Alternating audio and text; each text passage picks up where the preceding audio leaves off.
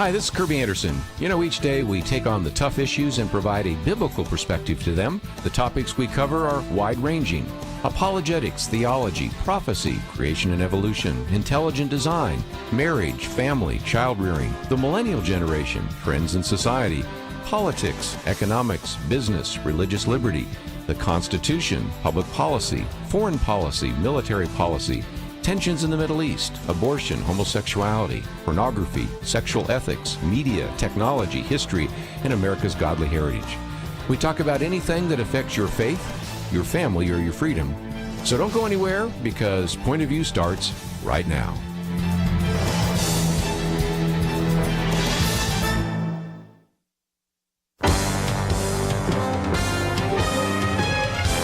Across America, live. This is Point of View.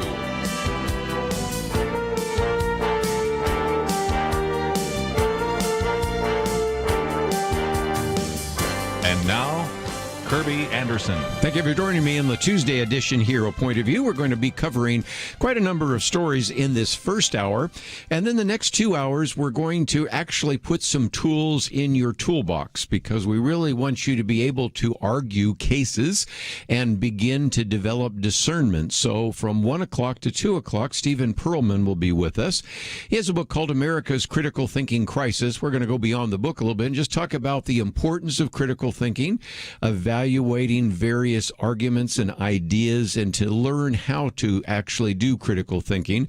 And the sad reality is, in the first part of his book, he reminds us that even those who have taken college entrance exams, when we have actually had them do critical thinking, only about 1 out of every 4 are very good at critical thinking. So we're going to try to, in a sense, convene a class here today and help you learn and develop some of the tools about critical thinking. Then at the 2 o'clock hour, we're going to have Byron Barlowe in studio, and he has written quite a bit and has been researching quite a bit on the subject of discernment, which is one of the topics that we've talked about before here on the program. Current events and the currency of truth is kind of the talk that we'll be going into. And so this is an attempt to really give you some tools to be able to argue effectively, evaluate effectively, have a level of discernment, and to think clearly, and certainly to think biblically. So that's what we're going to be doing in the next couple of hours. But right now, I thought we'd get into just a few things in the news. And a lot of people have been wondering, okay, we've got a surge at the border.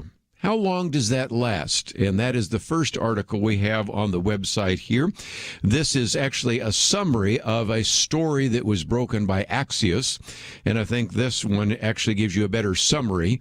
But if nothing else, Emily Zanotti, who is actually writing this for the Daily Wire, says that the child migrant crisis, which is right now at the U.S.-Mexico border, is far from over, based upon a scoop that came from Axios, which was published just yesterday. The sharp increase in unaccompanied minors crossing the border seeking asylum or the ability to stay in the United States is now expected to last another 7 months. Some of you have wondered, how long is this going to continue? Well, at least if we take some of the documents that have been obtained from the Biden administration, another 7 months.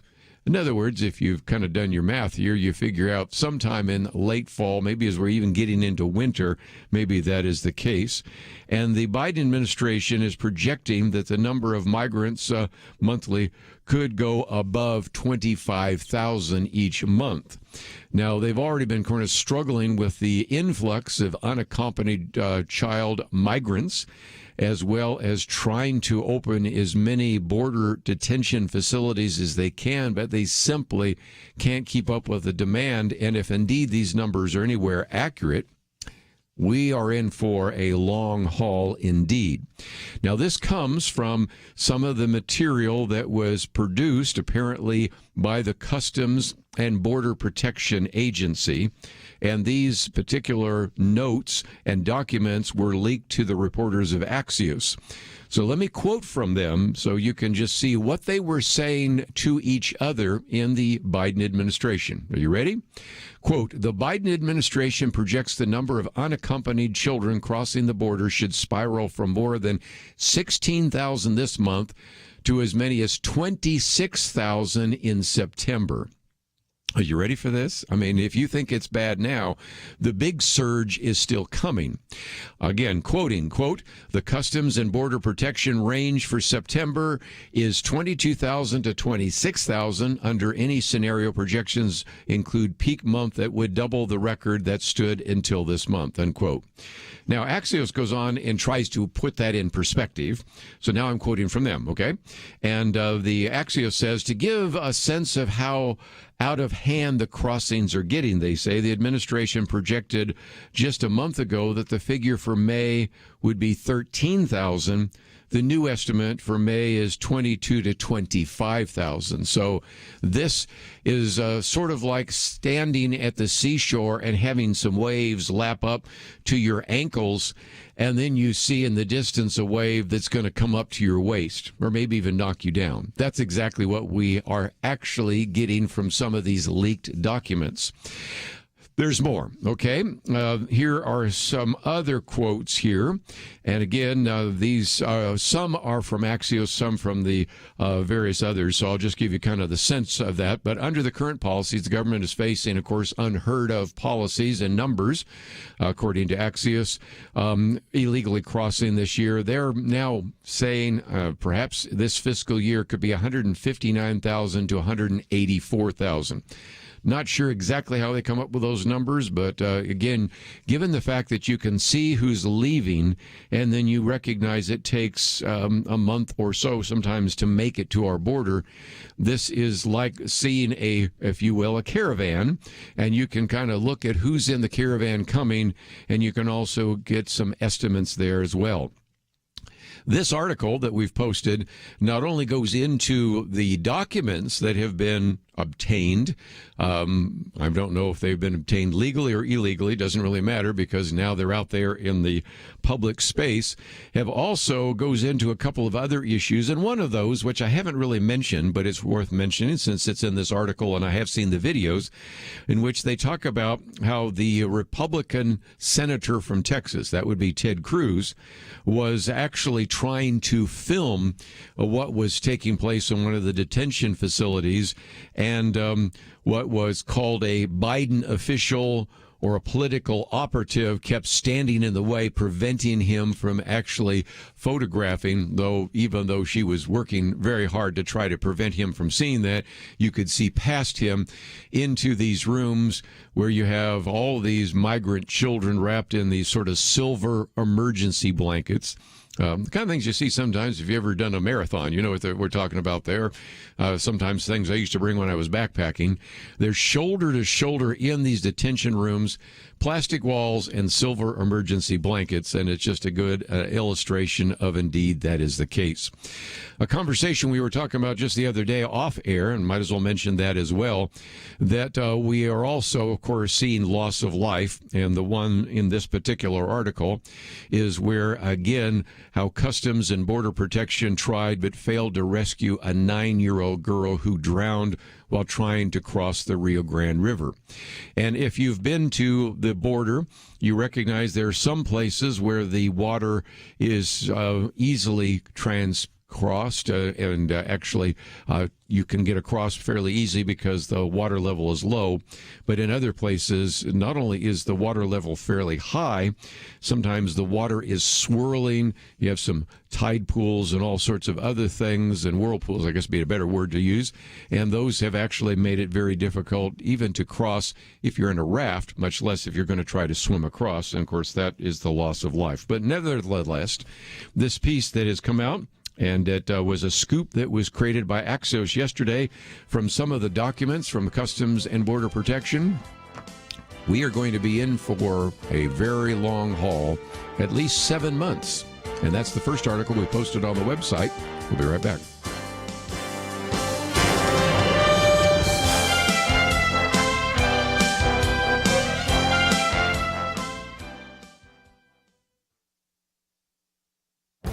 This is Viewpoints with Kerby Anderson. John Stossel says the problem is bad laws. Rafael Mangual describes it as the overcriminalization of America. Both are talking about the same problem and teamed up to produce a video that highlights an issue that needs to be addressed. To put simply, we have too many laws on the books, and many of which are outdated and need to be removed. For example, there's a law in South Carolina that bans 18-year-olds from playing pinball. Taking a rake from New York to New Jersey is actually a federal crime. Stossel pushes back on some of these examples in the video by pointing out that nobody goes to jail for silly or outdated laws. Mangual responds, that doesn't mean it's not a problem. Compliance takes time, money, and effort. He then provides examples where people were prosecuted. A woman was prosecuted for sheltering animals during a hurricane. She said she was just trying to make sure these poor animals weren't drowning, but North Carolina prosecutors filed criminal charges against her for practicing veterinary medicine without a license. In Kentucky, one man was giving eyeglasses to needy people who could not afford eye doctors, but the state official told him that this act of compassion was a crime. In these cases, you can see part of the problem is that established businesses are using existing laws or getting other laws passed so they can push out competition. They have lobbyists and can use laws and bureaucratic regulations to give them a market advantage. The bigger issue is that we have too many laws on the books. People commit crimes nearly every day without even knowing that they are doing so. State legislators need to focus some of their attention on existing laws that are outdated and unnecessary. Before they pass new laws, they should repeal the laws that we no longer need. I'm Kerby Anderson, and that's my point of view.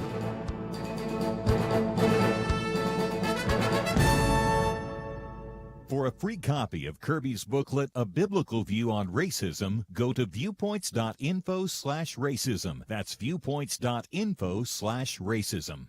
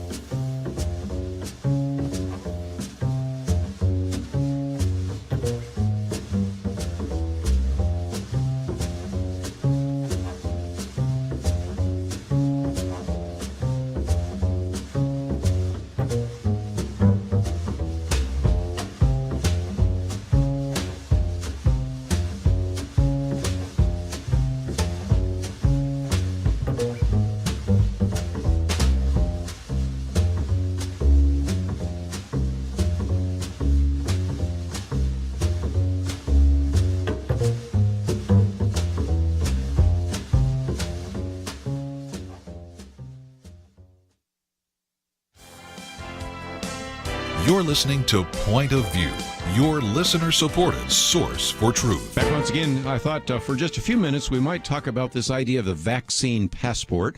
We mentioned that yesterday. This is sort of coming to a head. Matter of fact, I happened to have a meeting today with Colonel Alan West. He's been on the program with us before, and that was the first thing he brought up. And I said, well, it's interesting. You and I are thinking the same thing, because I'm going to talk about what they first are developing in New York.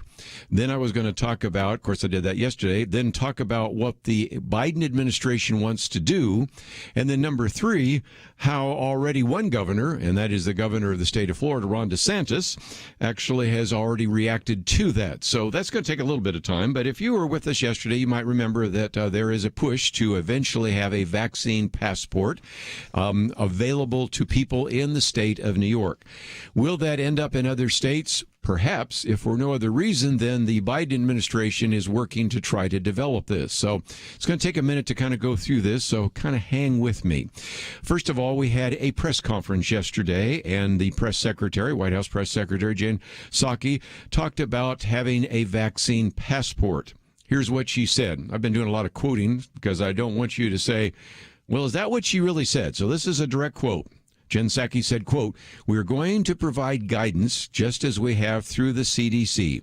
There's currently an interagency process that is looking at many of the questions around vaccine verification, and that issue will touch many agencies, as verification is an issue that will potentially touch many sectors of society," unquote. She goes on to say, quote, a determination or development of a vaccine passport or whatever you want to call it will be driven by the private sector. Ours will be more focused on guidelines that can be used as a basis. Now, she did go into more detail. Do you want to know that? Yeah, you might, because it might affect you very significantly. She says, quote, there are a couple of key principles that we are working from. One is that there will be no centralized universal federal vaccinations database and no federal mandate requiring everyone to obtain a single vaccination credential. First of all, I think you should at least accept that statement with a grain of salt. But okay, let's keep that. She goes on to say, second, we want to encourage an open marketplace with a variety of private sector companies and nonprofit coalitions developing solutions. And third, we want to drive the market towards meeting public interest goals. So we'll leverage our resources to ensure that all vaccination credential systems meet key standards, whether that's universal accessibility, affordability, availability, both digitally and on paper. Now, lest you have some concerns, don't think you're the only one out there. Just the other day, we mentioned Dr. Naomi Wolf, who is an individual that actually was one of the advisors to President Bill Clinton. She has been basically a feminist and an advocate for very liberal policies. So on many counts, most people would say that Dr. Naomi Wolf, if she were sitting around the table, would disagree with a lot of things that we say. Nevertheless, she said in one of her tweets, I am not overstating this. I can't say it forcefully enough. This is literally the end of human liberty in the West if this plan unfolds. So this comes from a person who, although she talks a little bit about God, so I don't want to call her a secular humanistic feminist, but certainly a feminist and an individual that is very liberal, who nevertheless has been very concerned about this. I learned the other day when we had Eric Metaxas in studio that they were actually classmates at Yale. And so, that gives you a little bit of an idea. Of course, Eric Metaxas turned out a little bit differently, but not when he was at Yale. And I think it just illustrates again that there are people starting to say, this is a source of some concern. Well, that has certainly not escaped the attention of the governor of the state of Florida, and that would be Ron DeSantis, because he said, if anything, if by any stretch of the imagination, the Biden administration actually begin to push these vaccine passports, he would take executive action in his state. One of the statements he said in a press conference, I love this, quote, you want the fox to guard the hen house? I mean, give me a break. I think this is something that has huge privacy implications. It is not necessary to do. Now, if you want to understand what we are beginning to see unfold in New York, it would be a vaccine passport that would provide the proof of vaccination. Although in New York, if you could also show that you have proof of a negative test. And I did one of those because recently I had to travel to Alaska. I wasn't thrilled about having to pay $150 to show that I had a negative test, but nevertheless, that was the case. But the argument being made right now is, even if the federal government, even if state governments don't require it, and certainly the state of New York is going to make it available, you can see how various stores will say no one allowed to enter without this particular vaccine passport. You're not allowed on an airplane unless you have a vaccine passport. You might say, well, that's just going to take a lot of time to check. Not if it's on your phone. If you're just getting used to, first of all, how many of us are used to actually having a mask when we enter a store? I mean, I go everywhere. Matter of fact, I'm about the only person sometimes in some of these buildings now with a mask on, but that's a whole other story. But again, you're used to putting on your mask, and it could just very simply say, here's my phone, and you walk right in the door. And so it doesn't necessarily have to require a great deal of work. And so this is the case. Ron DeSantis, though, in Florida, was trying to put it in the perspective. He said, look, we have about 3.5 million seniors in the state of Florida that have been vaccinated. That's about 75% of the senior population. And he says it's really important to take care of that vulnerable population. But at the same time, he says, we're not going to have you provide proof of this just to be able to live your life normally. And so this, of course, has led to all sorts of comments, and I'll just pick out a few since we're getting close to a break here. But yesterday you had the House Minority Whip. That's Steve Scalise. He's a Republican from Louisiana. Remember, he was one playing baseball when he was shot by an individual that called himself a Bernie Sanders supporter. But he survived, of course, and he is the House Minority Whip. And he said that Democrats' move to require vaccine IDs to conduct daily activities undercuts their rationale for opposing voter IDs, which was one of the comments made by Colonel Allen West just a few minutes ago. I love what he said. He said, if under Democratic logic you need an ID to enter even a grocery store, surely there wouldn't be any objection to showing an ID to legally vote. So a lot of people are starting to say, okay, if you're talking about a vaccine passport, this really undercuts a variety of other issues. Not to be outdone, I'll give you at least one other member of Congress. The House Judiciary Committee ranking member, that would be Jim Jordan, a Republican from Ohio, said the Biden administration doesn't seem to care about passports when it comes to illegal immigrants crossing the southern border. As you can see, they're having a little bit of fun at this, but why not? Because we now have at least one article that appeared in the Washington Post that said both the Biden administration and a number of companies, and they listed from cruise lines to sports teams, again, quoting from the Washington Post, could require these vaccine passports, which would amount to basically, as they explain, an app on a smartphone with a scannable code similar to an airline boarding pass. No word about those who don't have phones. I guess I'll have to have a printed copy of that as well. Unless you think that everybody's against this, I'll at least give you one or two quotes here to show you where this is going. You have on this particular Twitter account of the Los Angeles Times legal affairs columnist. So this person is a lawyer, but actually writes for the Los Angeles Times. And Harry Littman said, and he's also a former U.S. attorney, by the way, and he teaches constitutional law at UCLA. So he's not kind of an outsider. He's kind of really, if you in a way, kind of a consummate insider. And on Twitter, he said he really thought this idea of vaccine passports were a good idea. He said, quote, among other things, it will single out the still large contingent of people who refuse vaccines, who will be foreclosed from doing a lot of things their peers can do, and that should help break down the resistance. So there you go. We have a little bit more that I'd like to cover.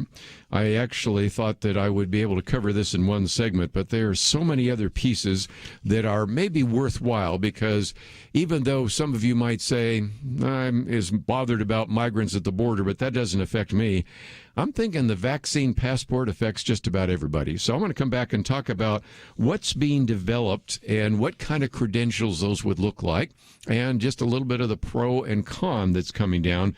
Then we'll get into some of the other articles. But if you find yourself saying, okay, I got to read this for myself, that's our second article. So we encourage you to go to the website. You can find out a little bit more about this idea of vaccine passports. And I've just, again, been reading just pieces out of an 8-page article just to kind of give you a little bit of an idea. But if you find yourself saying, well, I'd like to read it, might like to post it on my Facebook page, or have a link to it on my Twitter feed or something like that, we've made it available because it's all at our website, pointofview.net. It's the second article. I'll come back and finish off in just a few minutes, right after these messages.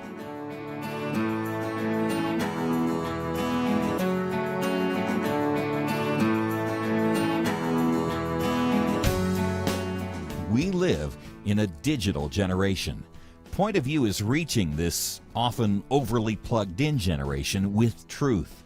You can keep up with us 24 hours a day using your phone, your tablet, your laptop, or your desktop. Search for the Point of View radio talk show on Facebook, where you can keep up with today's issues, learn about current and upcoming guests by liking us on Facebook. Also, follow us on Twitter. Our handle is @ Point of View RTS. That stands for Point of View Radio Talk Show. Learn, interact, make a difference with Point of View using new media. And here's one way you can make a big difference. Help us increase our reach by spreading the word among your friends. Share a Facebook post. Tag us in a tweet. With enough joining us to plant seeds, we'll see a tremendous harvest. Come on, it only takes a minute. Search for Point of View Radio Talk Show on Facebook, at Point of View RTS on Twitter, and subscribe to the Point of View Radio Talk Show channel on YouTube. Learn, interact, share. The Point of View Radio Talk Show. Point of View will continue after this.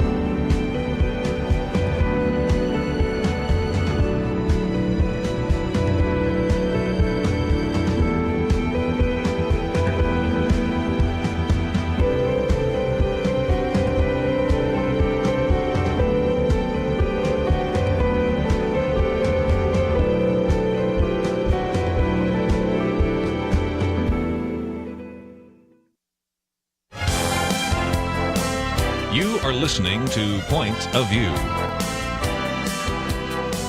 The opinions expressed on Point of View do not necessarily reflect the views of the management or staff of this station.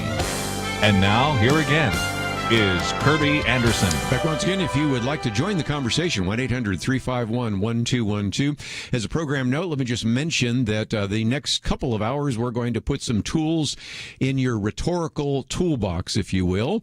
And that is next hour, we're going to be talking about critical thinking and talking with the author of a book, America's Critical Thinking Crisis. And he's going to give you both the red pill and then the blue pill. So we're going to get into some of that, and we'll talk about all those issues of some of the concerns that he has, and then what are the solutions. And then the next hour after that, we'll also be talking about discernment. So at 1 o'clock, critical thinking, at 2 o'clock, discernment. Try to give you some tools that will help you to be more effective. At the moment, we've been talking about this issue of the vaccine passports, and I decided to go a little bit longer, if for no other reason than this could affect you. There are times when we talk about things on Point of View, and you go, well, it's kind of interesting. It doesn't necessarily affect me, but I'm glad to know about it. But this is kind of like, when we talked about health care insurance, the Obamacare or the Affordable Care Act, all of a sudden everybody was real interested in that because it was affecting them personally, and this would as well. Even if you have the vaccine, you might still say, what about some of the people that I know that aren't getting the vaccine or have been maybe told by their doctors not to get the vaccine because they've reacted to previous ones, and all sorts of what ifs. And so that is the case. And as I said, lest you think that this is just something that a few elites are thinking about and really is going to probably be brought down very quickly by public sentiment, I give you the quote I mentioned just a minute ago from an individual that's a constitutional lawyer, UCLA, former U.S. attorney, and a legal affairs columnist for the Los Angeles Times, who actually argues that this is a really good idea because he says, among other things, it will single out the still large contingent of people who refuse vaccines, who will be foreclosed from doing a lot of things their peers can do. And he concludes that should help break down the resistance. And so this is kind of going to be one of the big issues, and of course we'll be talking about it here on Point of View. You might want to ask one other question before we move on to another topic, and that is, how long have they been working on this? Well, it turns out, this comes now from the Financial Times, in January. We're in March, so this has been going on for some time. Not that this, even in January, wasn't already being developed. But in January, the Financial Times reported that Microsoft was part of a coalition of technology and health organizations working on the development of a vaccine passport. So lest you think this is kind of a new idea that somebody came up with and said, slap my forehead. This, now we get people vaccinated, we got to give them a passport. And this actually was called, are you ready for the term? The Vaccination Credential Initiative. That makes sense, VCI. And it was put together with the aim to, quote, enable people to demonstrate their health status to safely return to travel, work, school, and life while protecting their data privacy.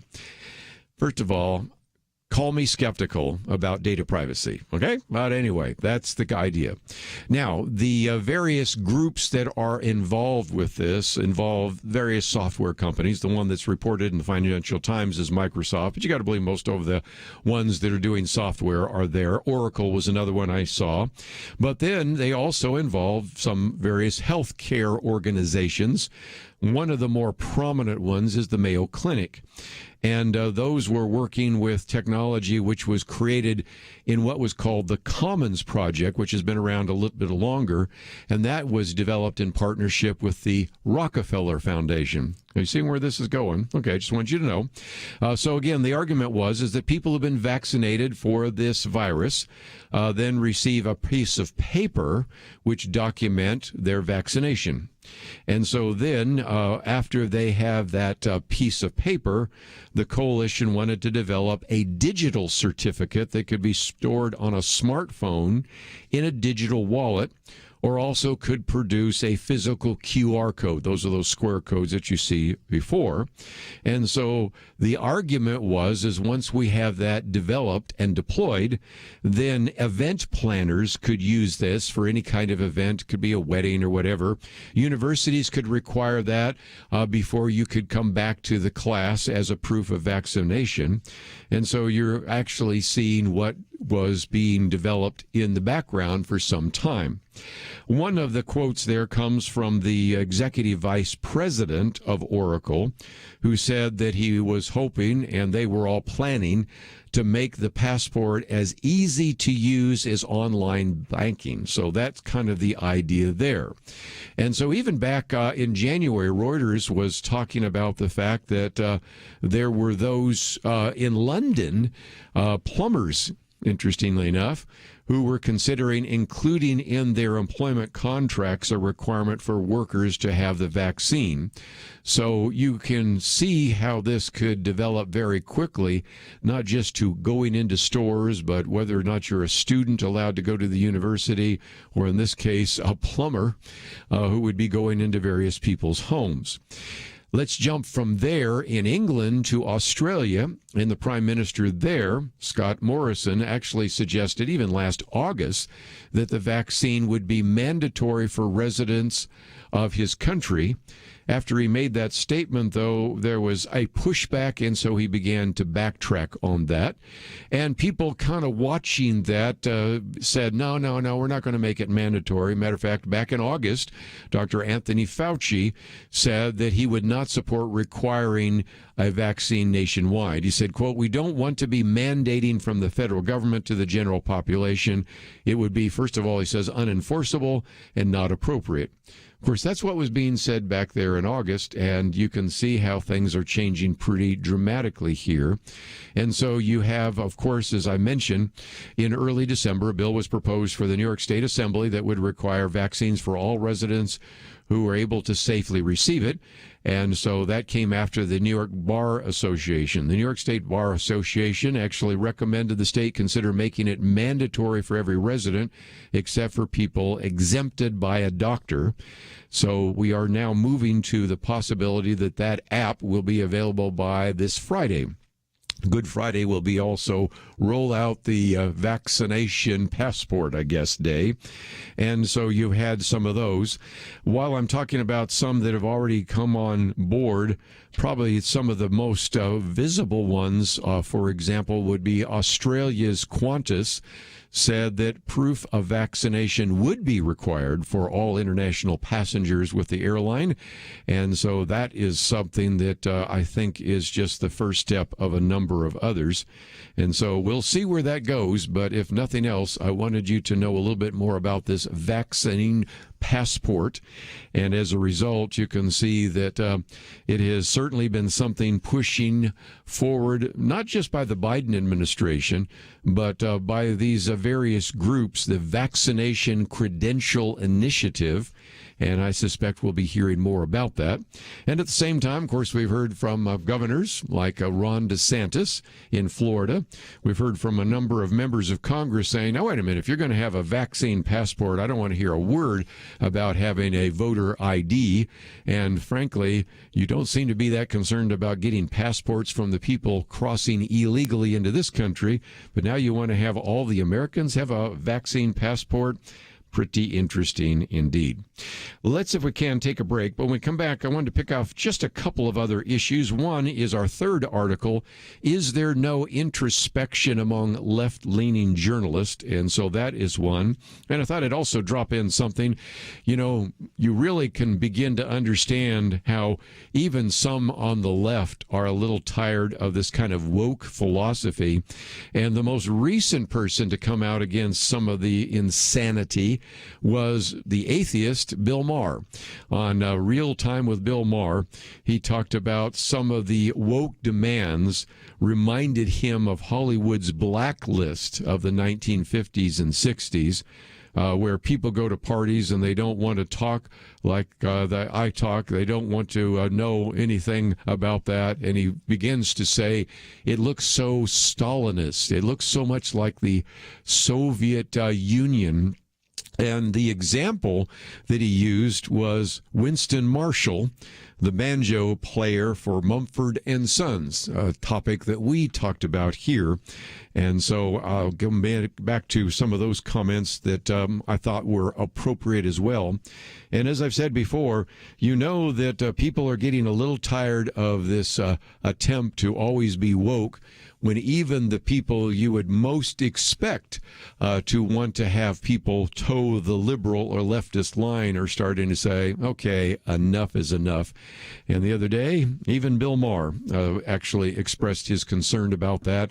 And it, I think, illustrates again some of the reasons why we are going to continue covering some of these issues right here on Point of View.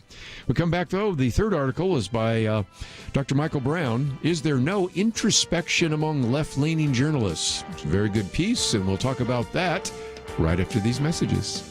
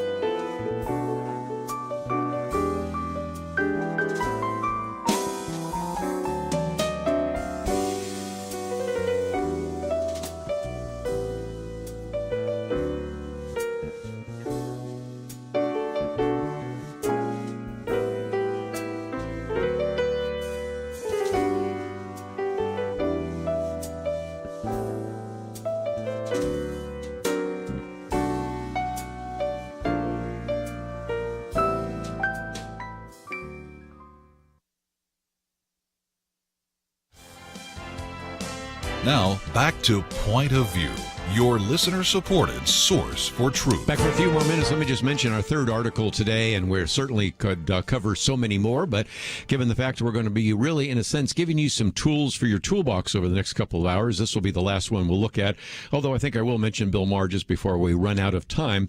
But this one is by Dr. Michael Brown. He's been on the program with us a couple of times as well. And he says, for years I've pointed to media bias on the right and on the left, calling for equal weight weights and measures. By the way, that phrase, equal weights and measures, you find it in the Old Testament, by the way, coming in from a Jewish background, and certainly an individual that has certainly had an evangelistic outreach to Jews. You can see both in Deuteronomy and Leviticus, it talks about equal weights and measures. And then you see that phrase showing up with the major and minor prophets later on in the Old Testament, talking about unequal weights and measures. So I thought it was kind of interesting because indeed that's the case. He said, as a Trump voter, I was also a Trump critic, recognizing the danger of blind loyalty to any leader or party. He said, I even said that I preferred Hannity and Combs to just Hannity since it was important to have our views openly challenged. And I mentioned that the other day. Matter of fact, I think I mentioned one of the columns as well that I have put out. But he said, in that spirit is how I'm writing this article, not as a blind supporter of the right, but rather as someone calling for righteous and fair-minded reporting. That's why I asked the question, is there no introspection among left-leaning journalists?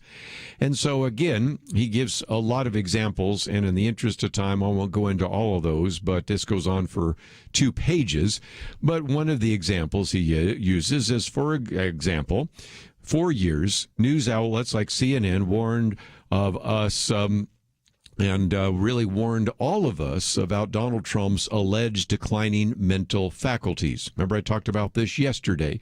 That was a conversation we had about the fact that this very prominent individual at Yale Medical School in the School of Psychiatry wrote a book about the dangers of that and eventually lost her job because she would not abide by what's called the Goldwater rule.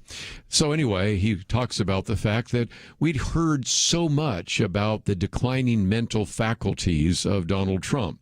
We were told that the collapse was imminent, that psychologists had diagnosed him from a distance, that his presidency was about to implode. So then Dr. Michael Brown says, yet these same outlets have hardly uttered a word about Joe Biden's apparent declining mental faculties, covering for him instead. And he says, is there no shame in being so obviously biased? Is there no recognition of the obvious lack of integrity? He gives another example. Think of President Biden stumbling and falling as he climbed the stairs of Air Force One. What would the left-leaning media be saying if Trump, who ended up falling on the stairs after 2 previous stumbles, how loudly would they be sounding the alarm? Something is terribly wrong with President Trump, you would obviously expect them to say. Actually, we know the answer to this, as left-wing news outlets endlessly replayed Trump having to steady himself while walking down a ramp after speaking at West Point. He says, to repeat, I'm not denying that there is bias on the right and that each side has its own blind spots. As a conservative myself, I'm constantly calling out my own camp, but I'm challenging the idea that the major left-leaning outlets are making an honest attempt. Are they actually making an honest attempt is really what he's trying to say, to report the news. And so he gives some other examples. Have we actually covered, for example, the scandals surrounding Governor Andrew Cuomo? Well, maybe not, because his brother Chris Cuomo is in CNN. What about the kids in cages he talks about and goes through the number of times using his Google search that you see Trump and kids in cages, 682,000 hits. And then you type in something like, I don't know, maybe Biden and kids in cages, a variety of things like that. Talks about all sorts of other policies and the rest. But the point he keeps making all the way through there, is there no introspection on the part of some of these left-leaning journalists? And I'll let you read all of it, but it's just a good example of why we hope that you will pay attention to some of the stories we cover here on Point of View, because they just simply are not being covered by what has been called the mainstream media. And I like what Robert Knight said last week. Maybe they're called the mainstream media, but they're anything from mainstream, and they certainly aren't engaged in the kind of investigative journalism that used to be, if you will, the best known quality of some of these leading journalists. But I thought before we would end, I would, and you're not going to hear me quote from Bill Maher too often, but certainly that's the case. Bill Maher was saying, we seem to be entering into a time in which all sorts of things are happening. He was talking about the idea of segregation. Now we have separate dorms, black dorms, graduation ceremonies. He went on and on about that. But then he finally spent some time, in a sense, comparing to what we have here to the blacklists. And again, let me quote from Bill Maher. He said, "I never thought I would live in an era." I remember watching movies about the 50s and the blacklist era when people would whisper that you were a communist, and all it took was someone informing on you and us saying that we saw you at a rally or a peace march and you were branded and your career was over or you were on a blacklist. People go to parties now. They don't want to talk. They say, "Can I talk? I don't know. Your girlfriend, maybe she might be woke." Really, he says, I'm not making this up. This informant thing, it's just what you do. It's what you don't report. That's the other way the goalpost has moved. He said, I was reading about this guy, Winston Marshall, the banjo player for Mumford and Sons. And he says, okay, everybody starts laughing. He says, okay, I remember when they were a thing for about the time, and then he uses some phrases I can't use, but he's implying that they may not be the most famous band anymore, but that's the case. He said, this guy tweeted out that he liked a book. It's a book called Unmasked. I'd never heard of it. You've never heard of it. It's apparently not favorable to Antifa because it's criticizing Antifa for, and he said, okay, all right, people write books. He tweeted out, finally had a time to read your important book, You're a Brave Man, to the author. Now he has to step away. Everyone is always stepping away from the band. Again, he says some words that we can't say on radio. But he says, look at this. This is the apology from Winston Marshall. So Soviet, he says. And again, he's quoting from Winston Marshall, who said, quote, over the past few days, I have come to better understand the pain I caused by the book I endorsed, unquote. So at this point, Bill Maher says, what? Did you hit some over the head with it? I'm offended not only a lot of people, but I don't know also those closest to me, including my bandmates. And then he says, what a bunch of, and again, Bill Maher uses some words I can't use on the air, but you can kind of figure it out. They must be. And for that, I'm truly sorry. He says, this is so Stalin-esque. You know what? How about I can read what I want to read? I'm a musician.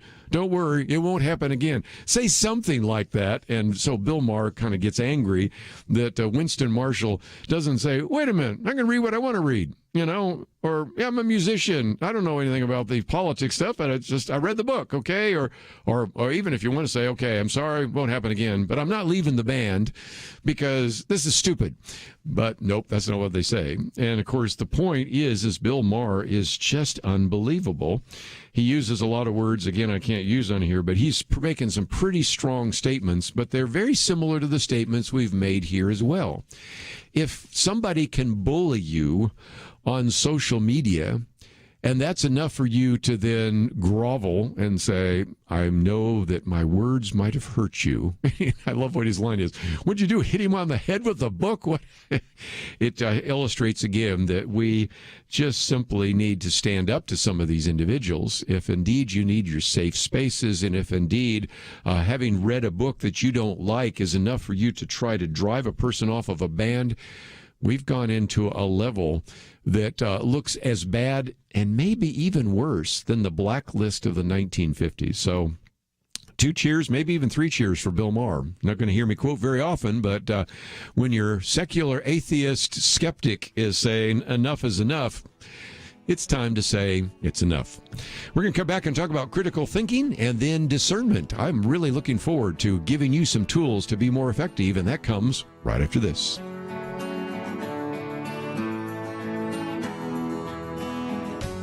Sometimes I think about seeds. You ever stop to consider that some seeds become entire trees and some trees grow up and produce fruit? Other seeds become flowers or vines that bring us vegetables or berries. And some trees don't have fruit, but they're just pretty, especially in some parts of the country when it comes to the fall colors. Yes, sometimes my mind goes off like that.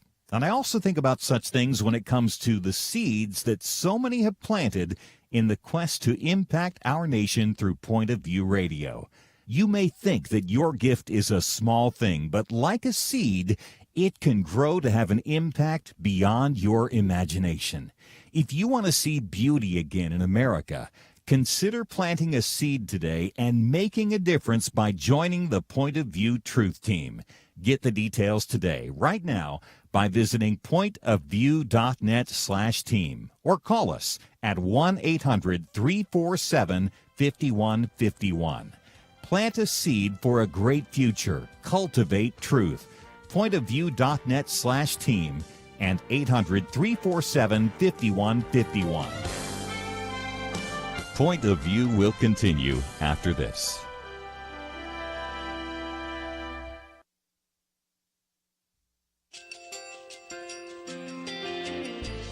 I just want to thank you so much for all the wonderful programming you have. You're just absolutely fantastic. I recently started listening to Point of View, and I really found it interesting because of the different subjects you cover. Thank you for that. I really appreciate everything that you do in keeping us informed. Thank you, Kerby, for everything that you have been doing. I appreciate all the work that you're doing, advocating for the Word of God. Thank you so much. Point of View, I think, is absolutely necessary because it's a Christian perspective, a biblical worldview perspective, and receive very current, up-to-date information about what is really going on, week to week in our culture, which is changing so rapidly, and yet it's morally sliding backwards. Yeah, I'm just, first of all, I think you guys, y'all's program is wonderful, and enjoy it every day. I learn so much every time I listen to it. Point of View Radio Talk Show.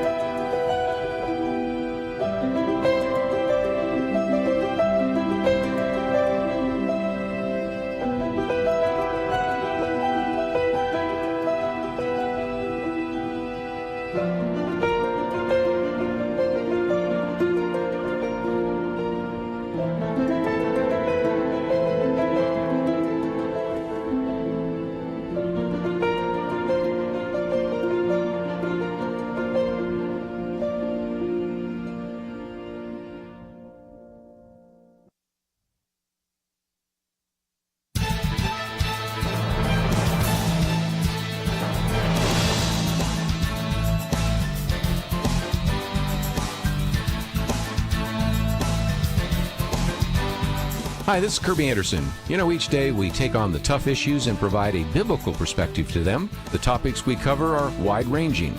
Apologetics, theology, prophecy, creation and evolution, intelligent design, marriage, family, child-rearing, the millennial generation, trends in society, politics, economics, business, religious liberty, the Constitution, public policy, foreign policy, military policy, tensions in the Middle East, abortion, homosexuality, pornography, sexual ethics, media, technology, history, and America's godly heritage. We talk about anything that affects your faith, your family, or your freedom. So don't go anywhere, because Point of View starts right now.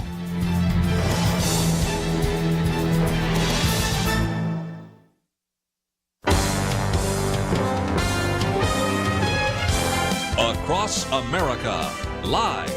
This is Point of View.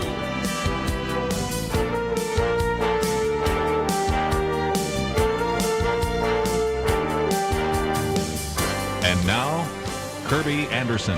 Next 2 hours, we're going to spend some time really helping you develop some tools for your intellectual toolbox, because we certainly believe that it is important for you to know how to be a critical thinker. So that's going to be our focus this hour. Next hour, we're going to have a guest in studio. We're going to spend some time talking about discernment. So these are attempts to really help you to hone your craft and to develop some techniques that will help you understand what is happening around the world around you, how to make your case, how to understand what is happening, how to have a level of discernment and wisdom. And so I hope that you will stay with us. So we'll get back to some of the items in the news, but I thought it would be very appropriate to put these two kind of back to back.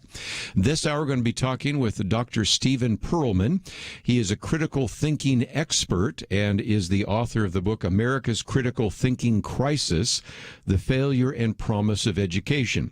Now, we did do a brief interview with another expert on critical thinking back in January, but this one is going to be an entire hour long, and we're going to take some of the benefits of his work over the years. He's worked in higher education for 30 years. As a matter of fact, actually taught writing and critical thinking at some of the most elite colleges in this country. He also co-founded and directed campus-wide critical thinking projects and things of that nature, which we'll get more into in just a minute.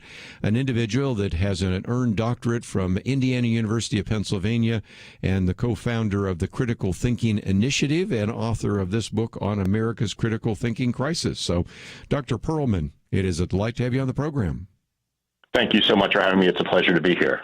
We have a lot of information about your book, and people can go to the website and get it in paperback or Kindle. They may be able to find it in the local bookstore, but we certainly want to make that possible. And, of course, I might also mention that in addition to that, we have a link to the criticalthinkinginitiative.org. You don't have to write all that out, because we have a link there, and you have an online course, and we'll talk about some of that. But let's get into it, because your introduction, the roof is on fire. Now, that comes from a very famous quote: "Education is not the filling of a pail, but the lighting of a fire." What about that? Because that really theme runs all the way through that. Your first section is on let it burn, and later on you talk about fire. So that's a theme that sort of runs through the book. And how should we think about that? Well, yeah, so my book begins really when I was back in high school, and what started driving me for this, when I was at my senior prom. I don't know if any of your listeners are familiar with the song. I wasn't at the time, but it's the roof is on fire. And as the lyric goes, we don't need no water, let the blankety blank burn.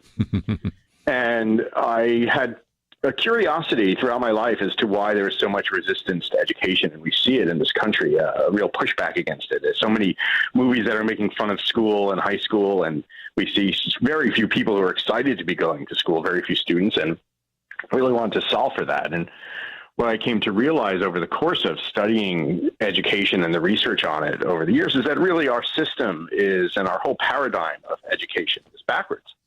And what it is doing is not Yeats's promise to light a fire, but rather it is the filling of a pail. We are predicating our education on the learning of ideas that other people have already thought, instead of teaching our students and encouraging our students in how to develop their own ideas and solve problems that we haven't yet even discovered yet, much less the ones that we're currently facing. So that's sort of the premise of the book, It really is that is. we are based this on the wrong, entirely on the wrong premise. And again, that's kind of the key issue, because right now we think we just need to fill the minds up. And then we end up, and I guess I'm starting to move into your next chapter, with individuals who have taken the college entrance test, but don't have what we would consider to be just sort of basic critical thinking skills. Is that fair? That's very fair. What we know from a lot of the research that's been done, and it depends upon the particular study, but what we know is that the vast majority of college students cannot pass simple critical thinking tests. In fact, the vast majority of Americans cannot pass simple critical thinking tests. And there are two reasons for that. One of them is that the nature of the tests and what they are particularly testing may or may not be as valid as some other tests and so on. But more importantly is that school is not habituating people to think more. In fact, what we see in schools often that's habituating people to think less. We have seen studies that show that as few as 4 or 5% of students graduating from our colleges are able to demonstrate critical thinking abilities. Now, I want to be really clear about something here, though. This doesn't mean that they're not smart kids, and it doesn't mean that we don't do critical thinking in our lives. In fact, one of my premises of the book, in fact, is that we do more critical thinking outside of school than we do in school, and that's the real crime of this, is that we should learn to do more of it in school, and so it can improve how well we do it in our lives rather than vice versa.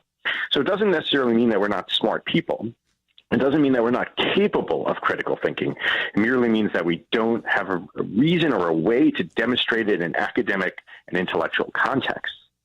Let me, if I can, for just a minute, maybe jump back to some of this.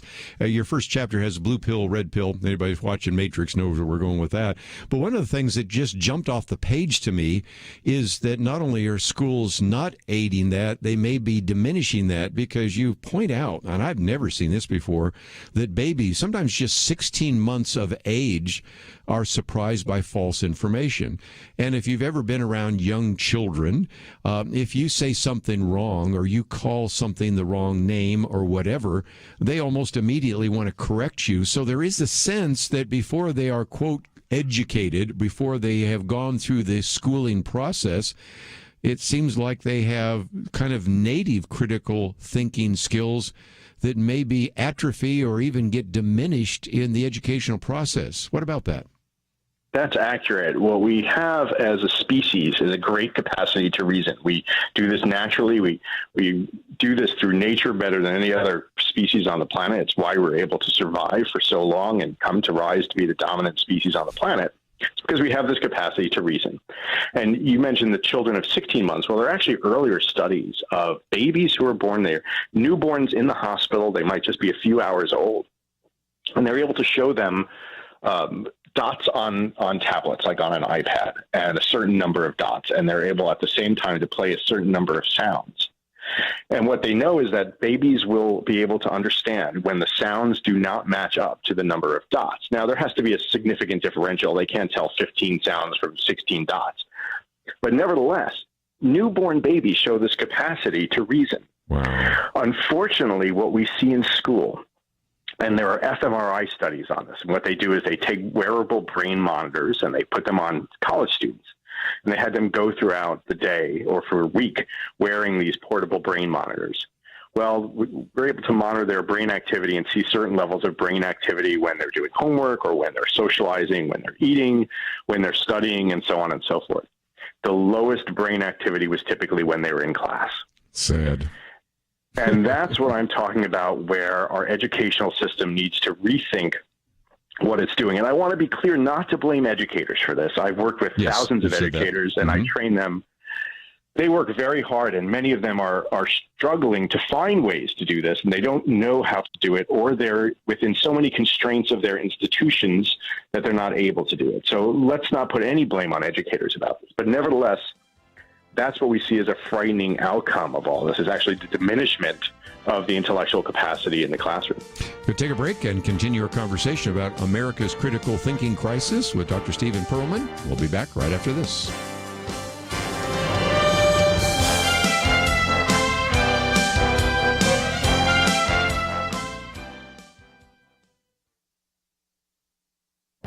This is Viewpoints with Kerby Anderson. John Stossel says the problem is bad laws. Rafael Mangual describes it as the overcriminalization of America. Both are talking about the same problem and teamed up to produce a video that highlights an issue that needs to be addressed. To put simply, we have too many laws on the books, and many of which are outdated and need to be removed. For example, there's a law in South Carolina that bans 18-year-olds from playing pinball. Taking a rake from New York to New Jersey is actually a federal crime. Stossel pushes back on some of these examples in the video by pointing out that nobody goes to jail for silly or outdated laws. Mangual responds, that doesn't mean it's not a problem. Compliance takes time, money, and effort. He then provides examples where people were prosecuted. A woman was prosecuted for sheltering animals during a hurricane. She said she was just trying to make sure these poor animals weren't drowning, but North Carolina prosecutors filed criminal charges against her for practicing veterinary medicine without a license. In Kentucky, one man was giving eyeglasses to needy people who could not afford eye doctors, but the state official told him that this act of compassion was a crime. In these cases, you can see part of the problem is that established businesses are using existing laws or getting other laws passed so they can push out competition. They have lobbyists and can use laws and bureaucratic regulations to give them a market advantage. The bigger issue is that we have too many laws on the books. People commit crimes nearly every day without even knowing that they are doing so. State legislators need to focus some of their attention on existing laws that are outdated and unnecessary. Before they pass new laws, they should repeal the laws that we no longer need. I'm Kerby Anderson, and that's my point of view.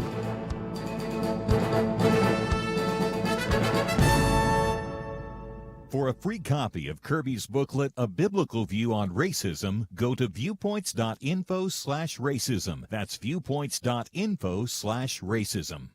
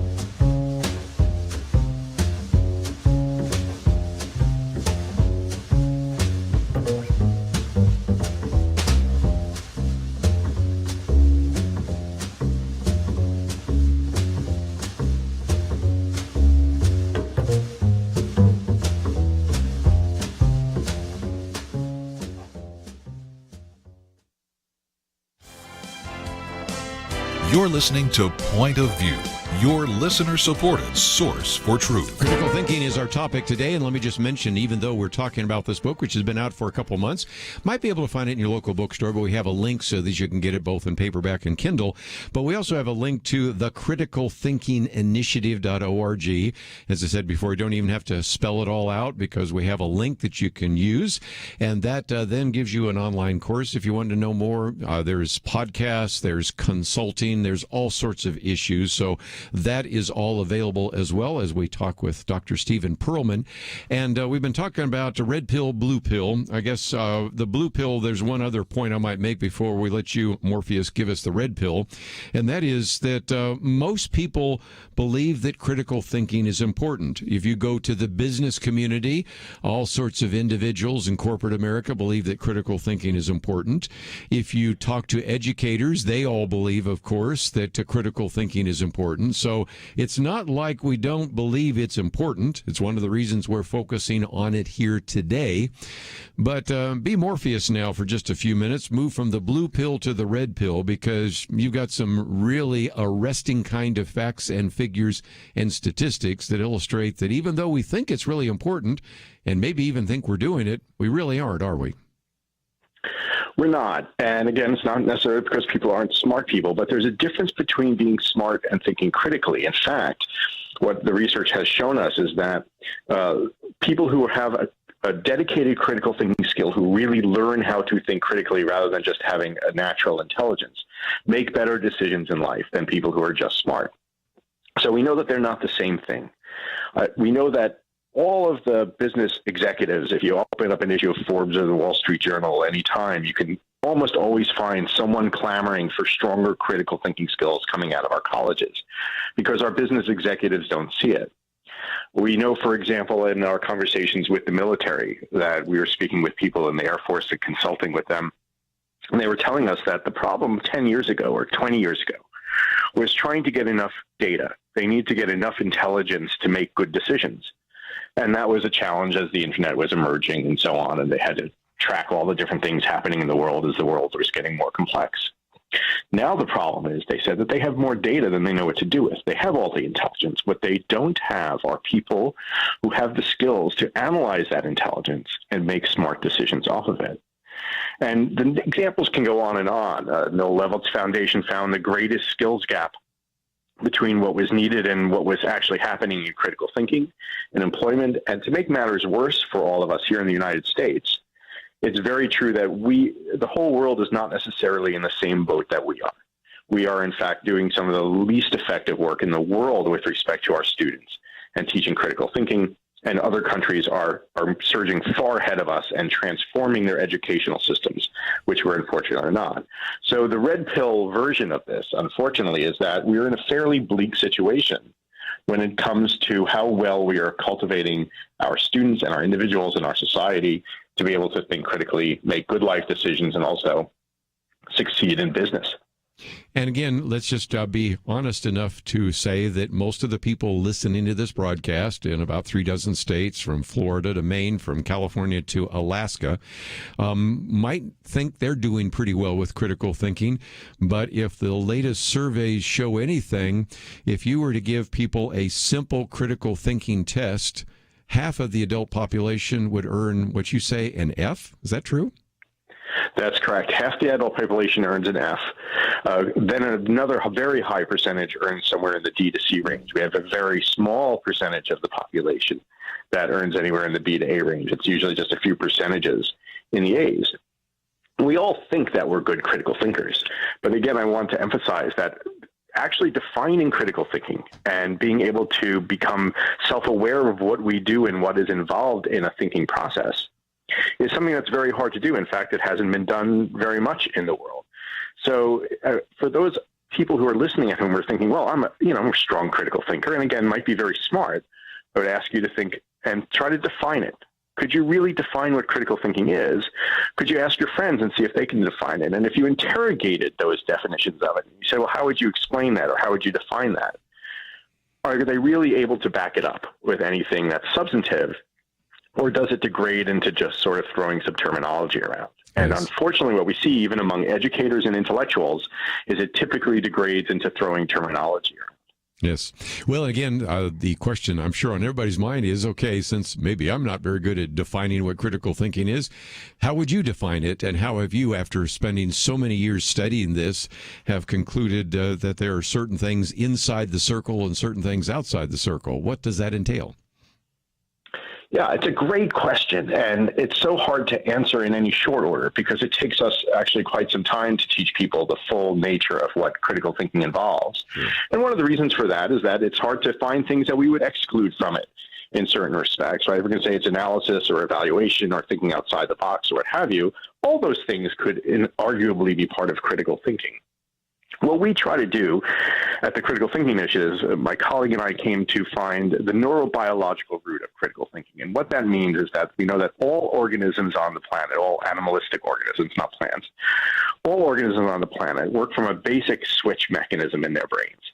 And basically works where they're deciding away from danger and they have some capacity to decide toward reward. Even an amoeba has a capacity to decide away from danger and decide toward reward. Now, it does it at a much more simplistic level, obviously, and not a conscious level like we do. But nevertheless, it's the same essential mechanism that's happening in our brains, where we're deciding away from danger toward reward.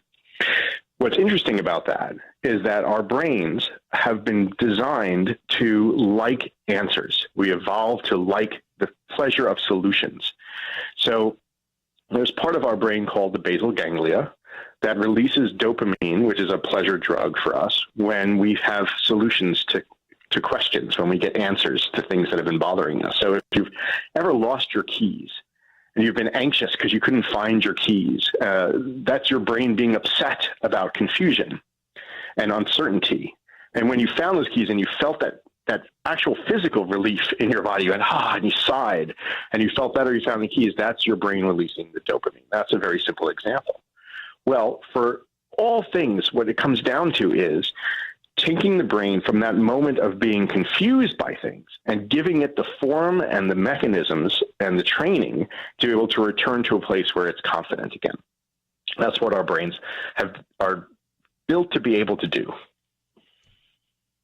But again, what you are talking about is the fact that sometimes it is not a light switch on or off. It is not, don't have the keys, I have the keys. Critical thinking digs a little deeper, doesn't it? Thank you for saying that, and that's a great point, because, yes, one of the things that we really try to do as we explain to people how that root mechanism has many layers on top of it that let us deal with much more advanced intellectual ideas, is that we encourage people to be smart rather than right.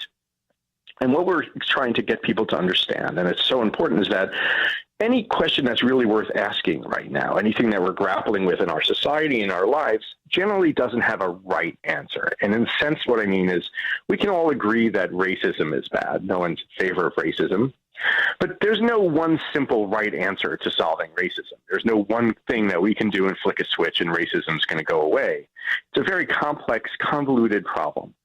And there are going to be some answers that are better than other answers, but there's no perfect, simple answer to this question. So what we want to do is start to encourage ourselves to find ways to move into spaces where we're getting to smarter answers and being satiated by that process rather than just feeling as though we need to get to the right spot.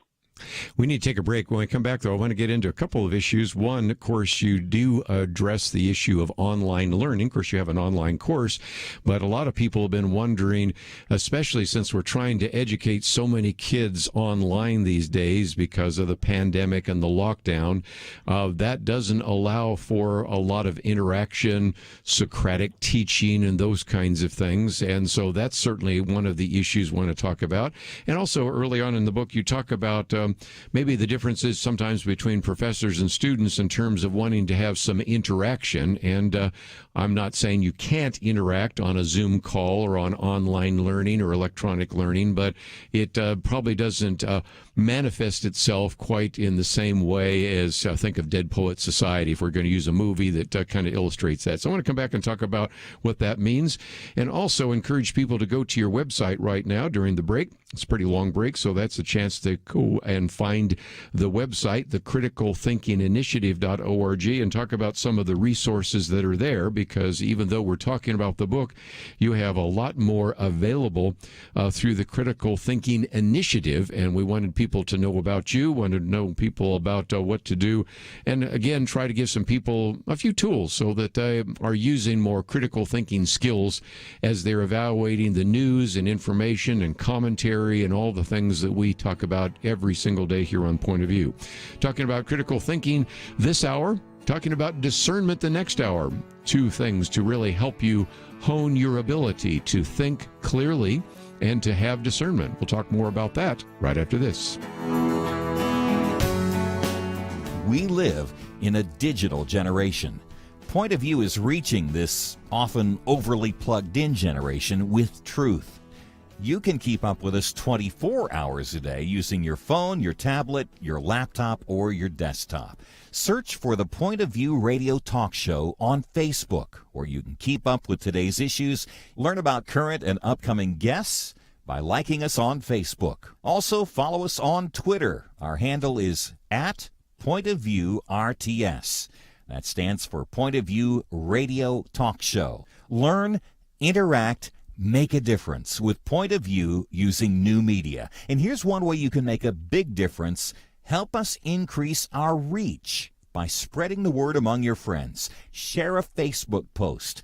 Tag us in a tweet. With enough joining us to plant seeds, we'll see a tremendous harvest. Come on, it only takes a minute. Search for Point of View Radio Talk Show on Facebook, @PointOfViewRTS on Twitter, and subscribe to the Point of View Radio Talk Show channel on YouTube. Learn, interact, share. The Point of View Radio Talk Show. Point of View will continue after this.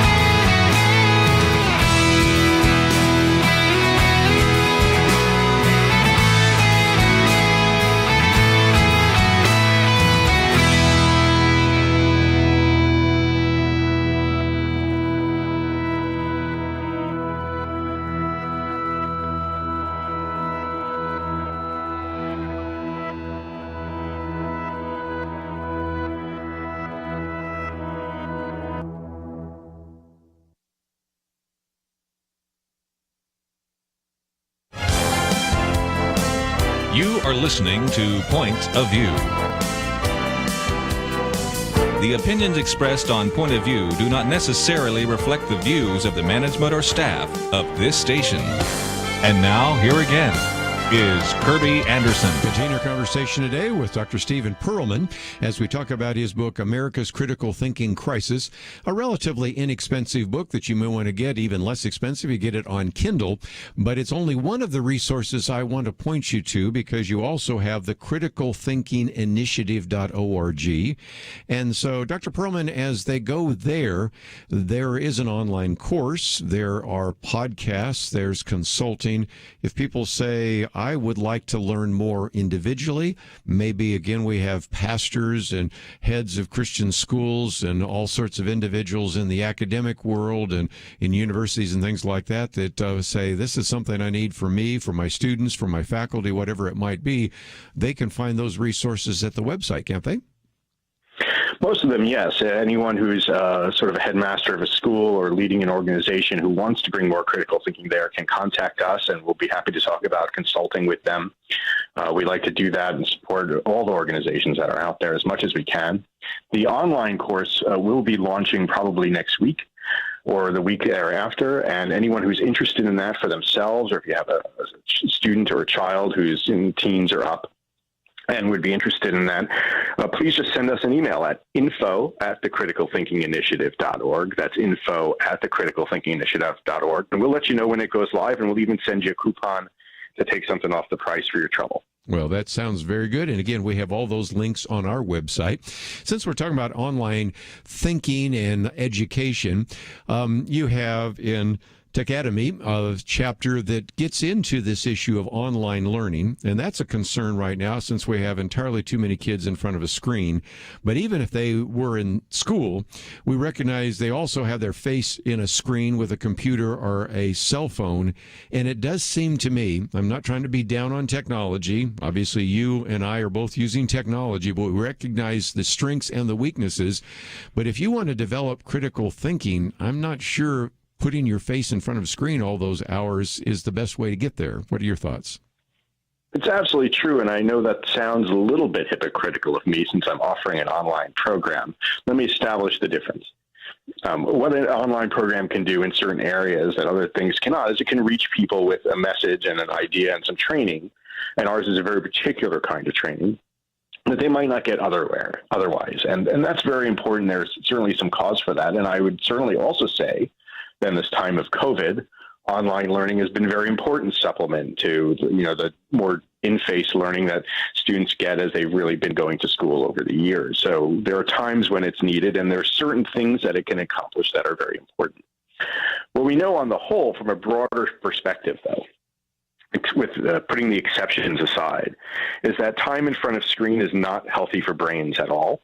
And that if it's an hour or two a day at tops, it doesn't seem to have much of a terrible effect. Anything more than that is very damaging to the growth of the brain. And we certainly know that online learning is a poor substitute for good in-person learning. Now, let me qualify that by saying this. There have been a lot of studies that show that students can attain comparable outcomes if learning online and learning in person. And that's true, as long as we're testing them on the things that we don't really care as much if they learn, like certain knowledge outcomes or memorization, but not in terms of whether or not they're learning to think better. And that's where the real difference is. So yes, online learning, I think we've needed it certainly for a period of time, and we want to make sure everyone's safe and learning as much as we can while we have this pandemic going on. But on the whole, it's not really a substitute for a good in-person training. We want to move from the first section of your book to the second one, and there is a very arresting quote that comes from the author of The Gift of a Failure, and that is, the United States has been criticized for producing a generation of inflexible thinkers, students who can memorize and regurgitate, but who are incapable of manipulating information in order to answer questions in novel and innovative ways. if that's true, and I believe that it is, then it says our future is not in good hands, because a lot of what we're going to need in this 21st century are people that are going to be able to think carefully, maybe have an entrepreneurial spirit, maybe want to innovate in ways that are sort of outside the box. And so in some respects, that underscores the value and the importance of critical thinking, doesn't it? Absolutely right. What we have started with education years and years ago at its inception was that knowledge was a very valuable commodity, because very few people had it and it wasn't very easy to get. There was also a limited enough amount of it that we could learn just about all there was to know about certain given fields in a relatively short period of time. Information and knowledge is no longer such a valuable commodity. We can Google up any piece of information that we want. The capacity to think critically is much different. And that's something that's not replaceable. It's not even close to replaceable by AIs and things like that they're working on. It's the most human of all things to be able to do. And it's the thing, as we said, that's in the shortest commodity. Unfortunately, what we have is an educational system that has trained students to look for, again, the right answer instead of the smart idea. And as such, especially when we have high-stakes testing, where if they get the answer wrong, there's a big penalty, and they only get one chance at it often to get it right, and it has to be what the authority figure said was right, not something that they're thinking and generating on their own, is we have created a society of inflexible thinkers. Why? Because they've been penalized for being wrong. And if we're consistently penalized for being wrong, and there's a definitive right answer and a definitive wrong answer, and we're slapped on the wrist hard whenever we come up with the wrong answer, then of course we're going to learn to be inflexible thinkers, because our thinking isn't valued, and because we just have to make sure that we're saying the thing that someone has already determined to be right.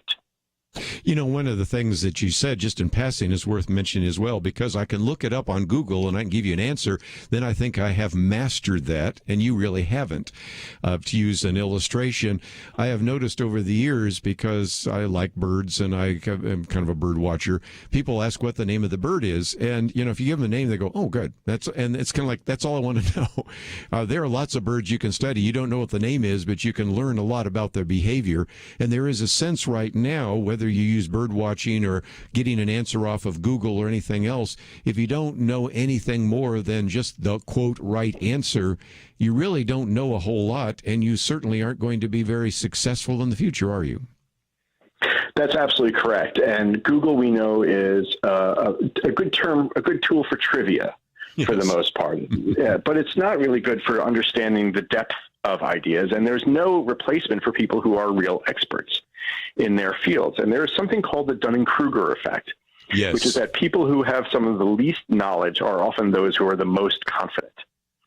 And that's because their brain is used to seeking rightness. So they get a simple answer, and their brain locks onto that and believes that it's right and feels that good, comforting feeling of being right and doesn't want to change its mind. Experts in any field are the ones who see the complexity within that field and how deep and rich it is, and how the answers really never are as clear as we think they are. I mean, for example, we all can agree in a broad stroke that there is something called gravity that is pulling us down to the planet. Everything that we throw up tends to come back down, and so on and so forth. But, you know, theoretical physicists who really are studying gravity still don't know what exactly it is, or where it comes from, or how exactly it works. So for our simple minds, you know, and for most of our purposes, we just need to know, you know, if we jump up, we're going to fall down. But for people who are really studying it, it's a very complex and rich thing and complicated thing to study. You know, we have teachers that are maybe listening right now, and they're going, okay, well, what can I do differently?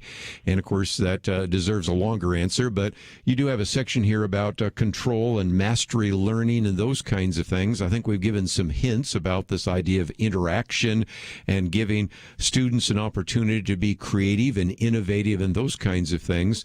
So, in some respects, you're talking about just the way in which we teach and the way in which we provide opportunity for individuals who maybe have some native critical thinking skills to actually be encouraged to use those rather than simply looking for the right answer. Can you help us out if you're maybe talking to teachers right now? Sure, absolutely. I think there are two major movements that we want to try to make with respect to educators that can make big differences in short order with respect to students and critical thinking, as well as how much students enjoy their education and feel engaged by it, by the way, which is also very important to note, that their brains like it better. And one is a movement towards what we call problem-based learning, which is that rather than the teacher serving as the purveyor of knowledge and teaching what that knowledge is, the teacher provides some resources relative to the subject, lets the students participate in developing an important question about that, a problem that needs to be solved. It could be something that's very immediate to the students' lives or something that's a little bit more global or what have you. And then the teacher simply serves as a guide for them as the students try to come to better and better answers. And when the students are having a tough time, the teacher might offer a little assistance. And when the students are doing really well, the teacher's job is then to make it a little harder again and to keep balancing that out. And that's the first thing, is to make learning predicated on coming up with solutions and solving problems and even identifying what the important questions are, rather than on learning bits of information. For educators or parents who are concerned that students won't learn key bits of information that way, we are fortunate to be able to say that the research actually shows that they learn more information that way anyway. So that's right where they want to start going. Let me take a break. I want to come back and talk a little bit more about building a critical thinking ecosystem. All that coming up right after this.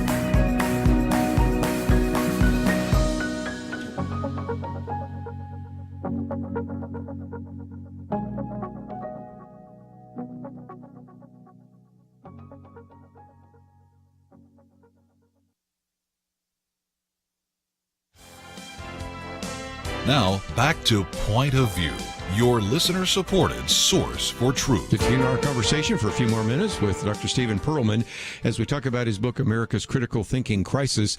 And, even as we were talking about teachers, it occurred to me, because you have a section here on building a critical thinking ecosystem to nourish a little brain. In some respects, whether you're a parent or a grandparent or a teacher, in some respects, we want to develop that in any individual, whether it's our students, whether it's our children or grandchildren.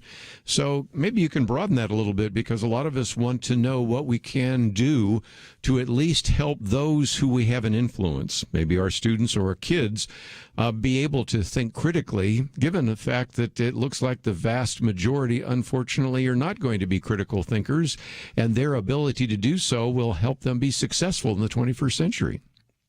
Absolutely, and that's a great question. For educators, very briefly, it's really about aligning the teaching, the assessment, the methods of critical thinking so that it's all built around a single system. And that's what we developed at the Critical Thinking Initiative that's particularly unique in the world today. Yes.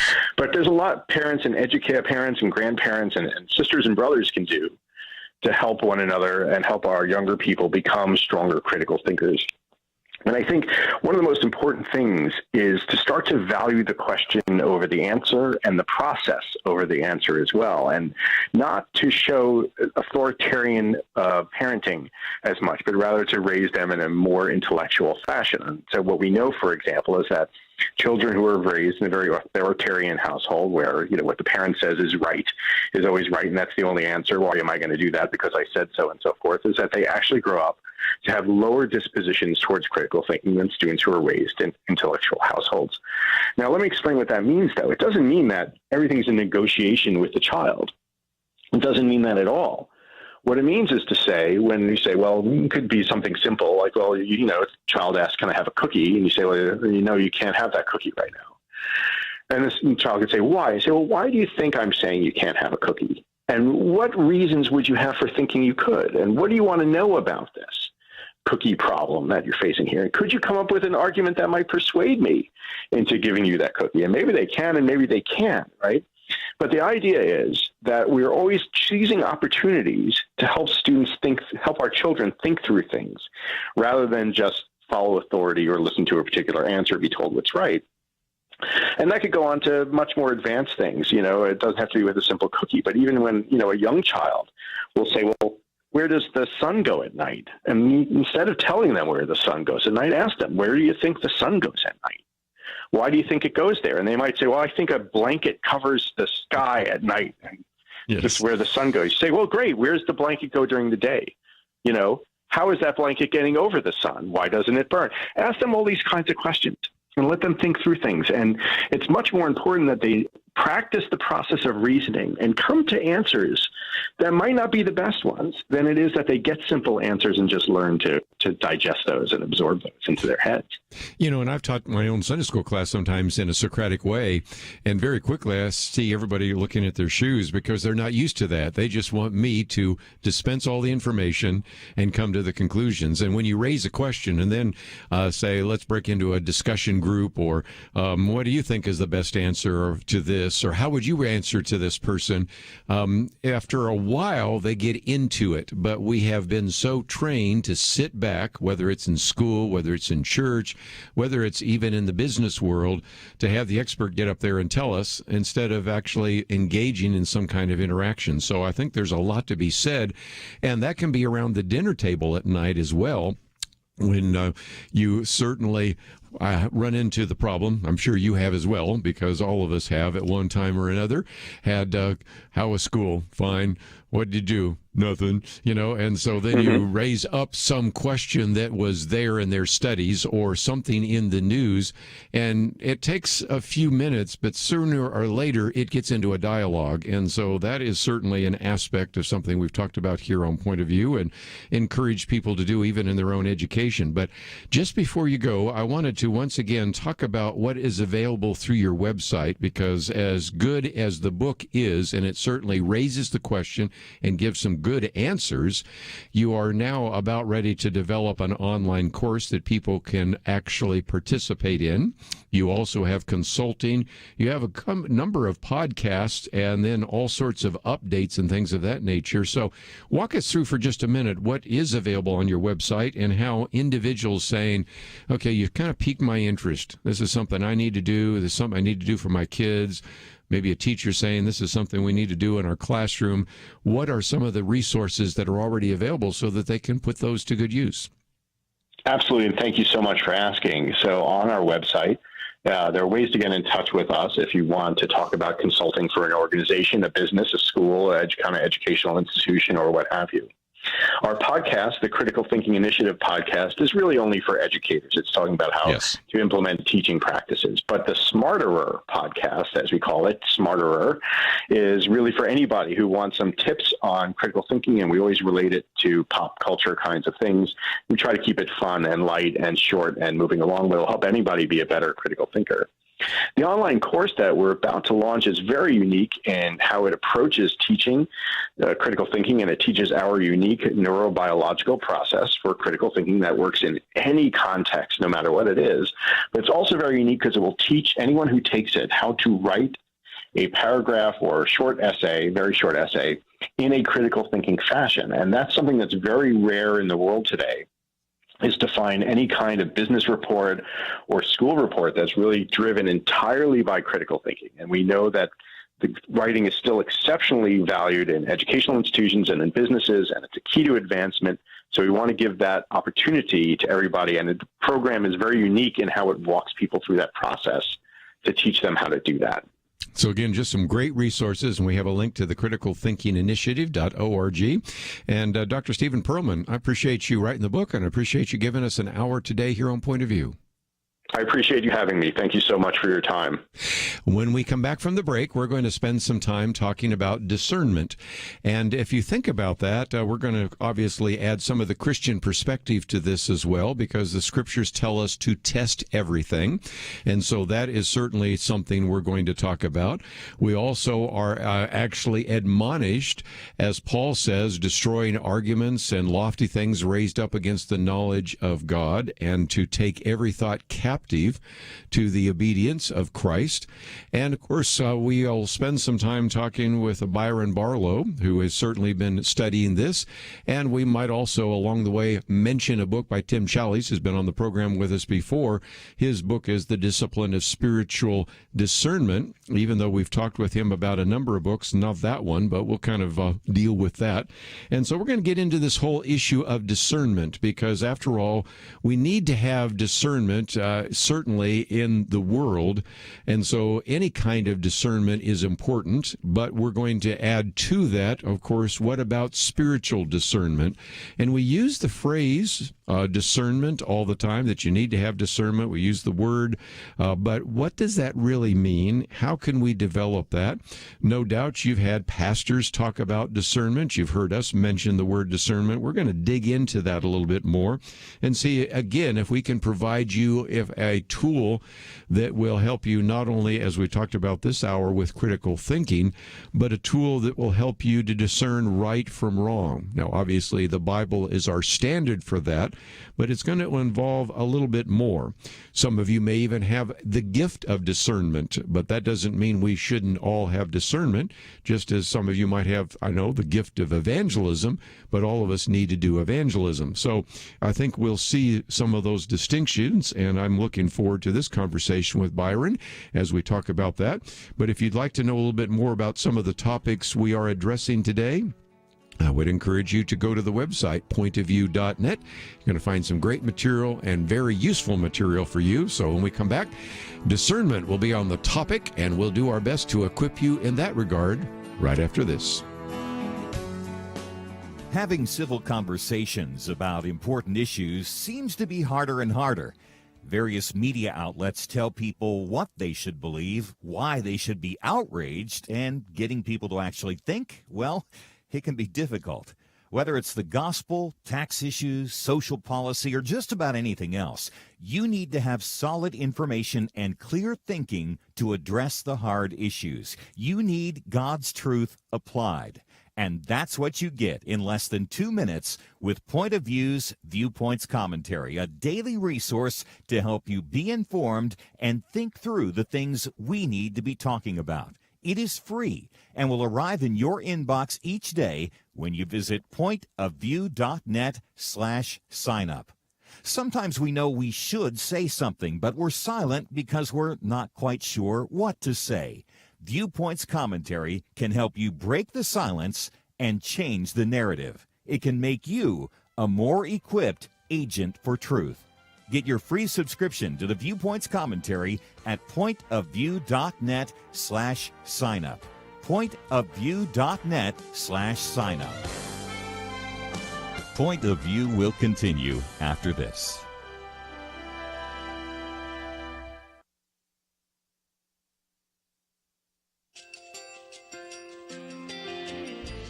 I just want to thank you so much for all the wonderful programming you have. You're just absolutely fantastic. I've recently started listening to Point of View, and I really found it interesting because of the different subjects you cover. Thank you for that. I really appreciate everything that you do in keeping us informed.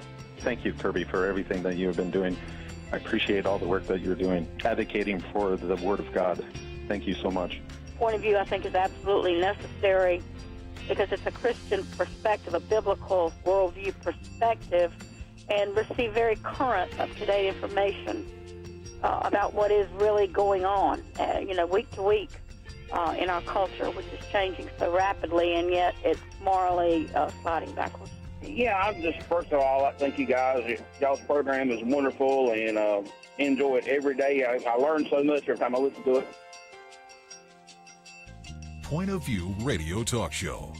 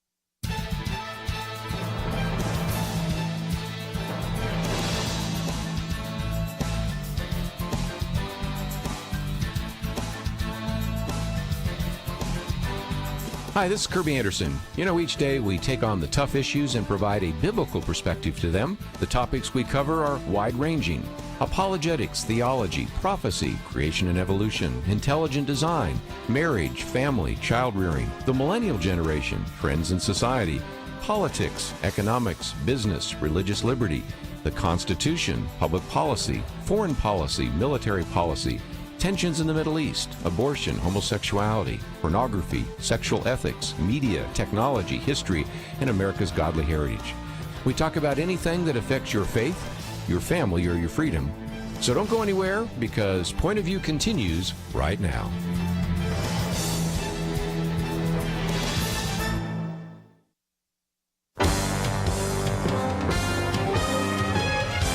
Across America, live. This is Point of View.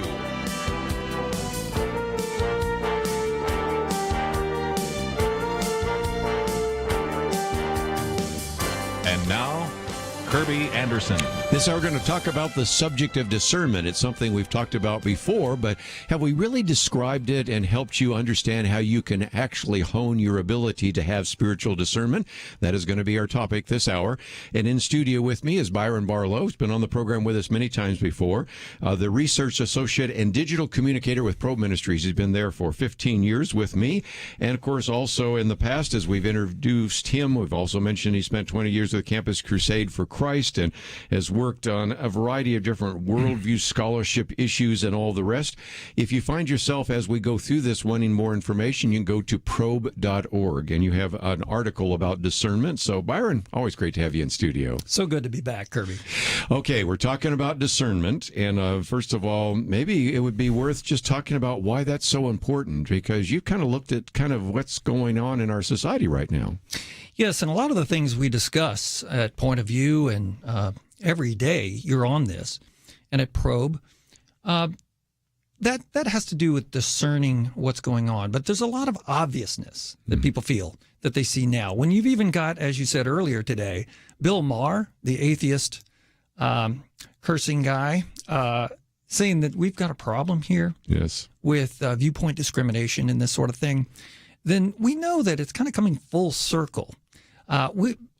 We all know that there's a big problem and there's a lot of shifts, but we need to know what to do with it now. And we need to, especially what I'm hearing from people, we need to know where to look for truth. And of course, ultimately, that's truth himself.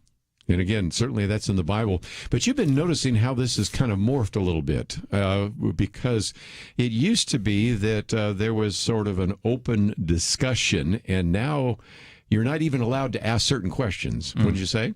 So true. And you know, that being the person I am, my personality, and I think it's actual, is that that's a perfect opportunity to bring up the forbidden. Yes. We kind of need to gently, kindly, but firmly get into people's faces with good questions. Your previous guest talked about some Socratic questions, you know, answering questions with questions, the way he talked about with kids when they talk about where does the sun go when it goes down. You know, it used to be that even a few years ago, we worried about being overwhelmed with information in the so-called information age. Yes. And that's certainly an issue you brought up. Then observers noticed, and we all know this, how nasty people got and how free to be jerks we've been on social media. All of us, except you and me, of course. Now, as we all know, the gloves and the masks are off, and there's no pretense with most people. You know, death threats are a daily thing and that sort of thing, but there's attacks, full frontal attacks, as you say, every day on religious freedom and all. So what do we do now? And how do we as Christians approach our own personal information intake and what we do with it, how to be wise, and even the way we present ourselves as religious people, and then much more. Discernment really has to do with everything. So it was very tough to nail this down, but we'll hope to do that. And again, we're talking about discernment that I think anybody needs to have, wisdom, but then we're going to add to that kind of this idea of spiritual discernment. Mm-hmm. And I mentioned Tim Challies. He's been on the program before, but you have actually worked your way through his book, The Discipline of Spiritual Discernment. Mm-hmm. You've actually taught a whole course, so I'm forcing you to take an entire course in kind of squeeze it into 1 hour, but it kind of opens with a story that I know that you wanted to share with our listeners. This is a genius scheme that the Nazis came up with. So decades after World War II, there was one of these submarines that went down into a deep lake in the Swiss Alps, and it dug up crates of paper bombs.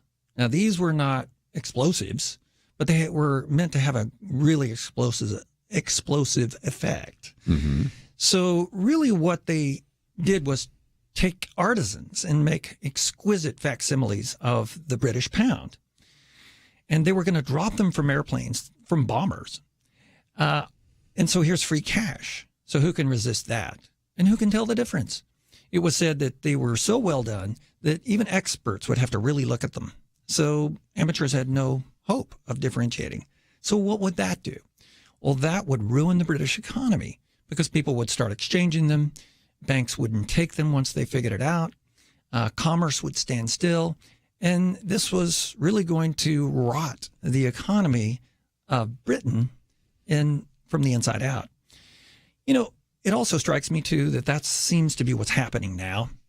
There seems to be a vast underworld conspiracy, if you might want to call it that. Sure. To do the same thing, flood the world with false versions of virtue and fairness and dignity and kind of a upside-down morality. And then there's these belief viruses that infect the population. Mm-hmm. And part of that is it just catches. People, as we heard earlier, aren't thinking them through, so we just adopt and adapt on the fly. And so what happens then? You ruin the culture from within. Yes. So people are very prone to believe empty man-made philosophies, as it says in Colossians 2:8, to avoid, without knowing what the issue is. And again, one of the themes that's going to run through this is the scriptures tell us to test everything. And a good example is even when you go into a store, sometimes you'll see somebody grab a $20 bill and hold it up to the light because they're looking for that.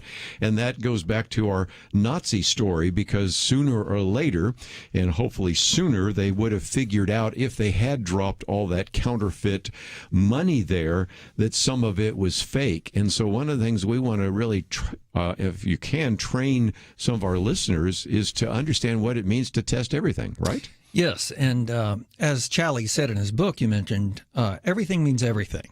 Now, that doesn't mean that we set everything there and have to look at it and decide on it and have a study about it to know what's going on. Yes. But I really like the guidance of the Bank of Canada when they had a rampant counterfeiting problem in that nation, and it became a public service announcement. And it consisted of these words: touch, tilt, look at, look through.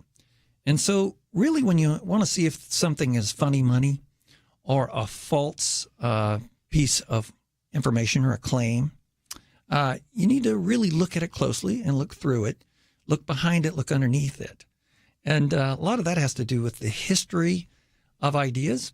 So we need to know what's been going on that got us here. We need to actually just get in shape and remember, touch, tilt, look through. That's a great illustration. Again, if you find yourself saying, I'd like to read some of this that Byron Barlowe has written, you can go to probe.org. You have a piece there. And we're not talking about counterfeiting, but it's a perfect metaphor for what we're talking about in terms of the counterfeit gospel, counterfeit ideas, the growth of false ideas, cults, worlds, religion, and much more. And so this discernment is certainly important for anyone to try to figure out what is true and false in the news area. But we're also going to apply it, of course, to spiritual discernment as well. But we need to take a break. When we come back, we're going to continue our conversation today on the subject of discernment, and if nothing else, try to give you some possible ideas on how to hone your ability to have greater spiritual discernment. And we'll be talking about that right after these important messages.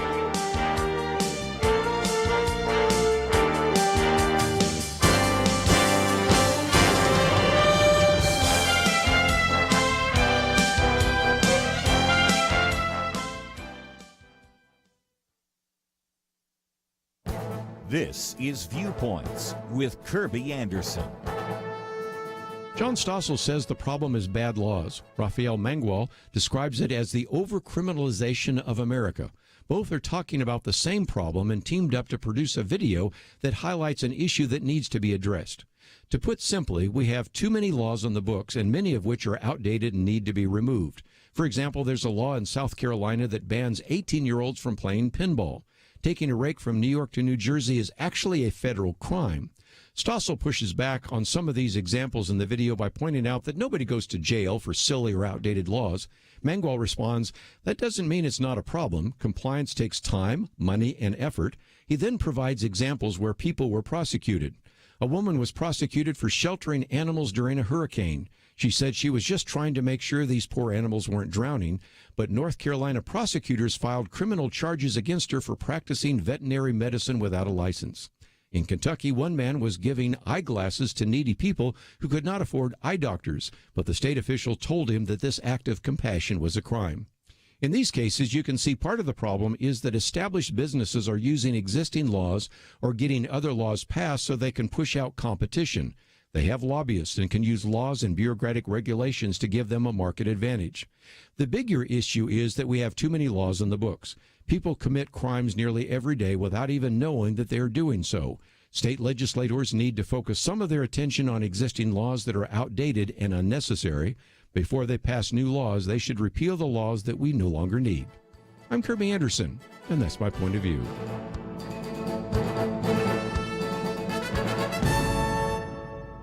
For a free copy of Kerby's booklet, A Biblical View on Racism, go to viewpoints.info/racism. That's viewpoints.info/racism.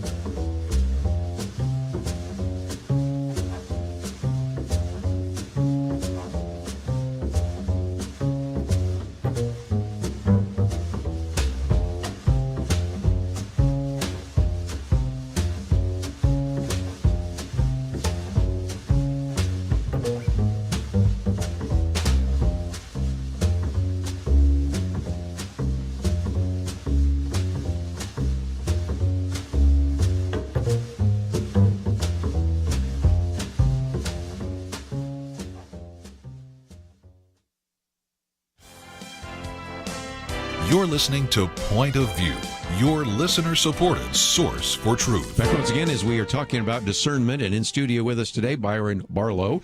By the way, if you want to watch this later, it'll be on YouTube. You might want to watch it again, pass it on to others, and learn a little bit about discernment. And I thought, Byron, it's about time for you to give your own story, because in some respects, you've had such experience with this, and I'd love to maybe have you share a little bit about that. Well, yes, thank you. I definitely have the gift of discernment, and that's not braggadocio. It's just the fact that God gave me a certain gift. Yes. That means really that I see things early and I see things that other people are missing. Now, that usually happens on a spiritual basis, and I've got a story about years ago, was on a cultural exchange, which was code for we're going to go in there and share the gospel in Tokyo, Japan, without going in there to share the gospel. Yes. But one thing that struck me on the very first day of the first time I went was there was a young man who came in and just insinuated himself into the initial meeting. Here we are from all over the country, just flown in across the international date line. And here's this Japanese guy making the bed shake because we were meeting in a room, a hotel room. And he's just shivering. And I thought, well, that's strange. Nobody seemed to notice. And Now, the same fella kept hanging around the project. And so finally, he made friends with a few of us, but he always seemed really nervous and kind of like he had some kind of an agenda. And I thought, I was just taking mental note of that, and it didn't feel right. So finally, I was thinking, well, okay, he's just Japanese. He's just nervous about these Americans, but he's too curious, and he can't help it. So he invited us out a long train ride to his family's home, and he, got Mama to make some dinner for us, and they entertained us as Asians are so good at doing. And then he wanted to show us a video. Now, here's a cluster of college kids, excited. We've been instructed not to, we've been instructed to defer, like the Japanese always do. Mm-hmm. And so cultural sensitivity was part of the training. So everybody was hewing to that. So we all said, yes, we'd like to see your video. Thank you. Well, as soon as it started, I thought, what is this? There are flags. There are people looking like regimented people inside of a stadium. Long story short, it ended up with some kind of a Japanese commanding looking thing to do.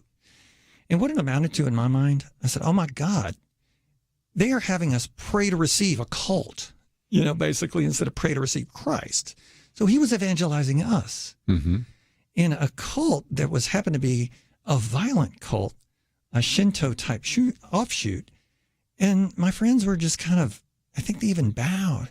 And one of them looked over at me and said, dude, get down. We need to be culturally sensitive. I said, do you not know what's going on here? Goodness gracious. So there's a lot of blindness because people have one value winning over another. Right. And also, they just haven't developed the spiritual discipline of discernment. Now, the gifted person, once it's established, you need to listen to them. Right. They're the prophetic warning a lot of times, and they'll solve things in a crisis. But also, we need to be able to see things early, and we need to smell a rat when there is one. And again, one of the examples I used just before you came on was, we recognize there are certain individuals that I have had on this program that have the gift of evangelism, but then there are all of us are supposed to do evangelism. Same thing. You have the gift of discernment. I know some others that have that gift, that spiritual gift, but all of us need to have discernment, right? Right. And, I'm not going to be able to say, no, you've got the gift of service. Go ahead and serve the tables or work with the homeless. We all need to be doing all these things. But discernment is about everything, as I mentioned. So we need to be able to watch for ourselves, watch for our brothers and sisters, watch for a watching world, because they are pretty much led by the nose ring if they are not redeemed. And they don't have what it takes. We do. So the spiritual discipline that Challies is talking about in his book starts with our relationship with Jesus Christ. Now, that's the spiritual side. You can also have discernment if you're not a believer, but you certainly don't have the ultimate wisdom because, as someone said, Jesus is always the smartest one in the room. He created it all, and he has all wisdom. It takes being a lifelong learner. Yes. And we're going to talk about how to define discernment a little bit more, but it's about the heart and the commitment level, as well as the brain and the techniques and the mind. Your previous guest talked about, critical thinking. Well, critical thinking, as he started his hour, has to do with premises. And those are the assumptions people have about what's true, what just goes without saying. Well, worldview is something that can help us to get to the bottom of that. So we have different things like Point of View. You even have a magazine, I noticed, and all of your resources on a daily basis. You got probe.org. We've got other resources we're going to mention. But we need to be doing our best to have conversations, ask, read, and certainly know the Word of God. And as you say, lifelong learners, sometimes even from history, there are various cults and world religions that are, in a sense, just the modern version of some of those kinds of things that the Apostle Paul or the disciples were addressing in the first century. And if you see sort of the common characteristics of counterfeits, then you pick up the counterfeit here in the 21st century. Likewise, if you know a little bit about history, and certainly if you know a lot about God's Word, then lots of things are going to immediately come to your mind. The Holy Spirit can work with you much more effectively in terms of discernment, don't you think? So true. And it strikes me that the bank tellers are trained in studying the real thing. Mm-hmm. So they therefore can see the fake, the forgery. And so there's a lot of things that, if you'll notice, there are forgeries done by the enemy, ultimately. But he prompts empty philosophies of men, Colossians 2:8, to give you fake and false substitutes. I mentioned a new morality today that's kind of upside down a lot of times. But we have everything we need.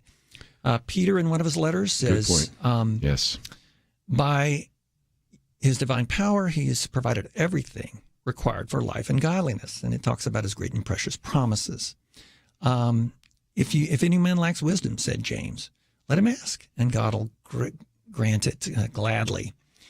So can I tell you about real quickly about Jesus, using an example? Perfect. You know, we're in Holy Week, Passion Week, and it's perfect that this example comes up because Jesus Christ himself was before Herod and Pilate and all kinds of kangaroo trials that were going on.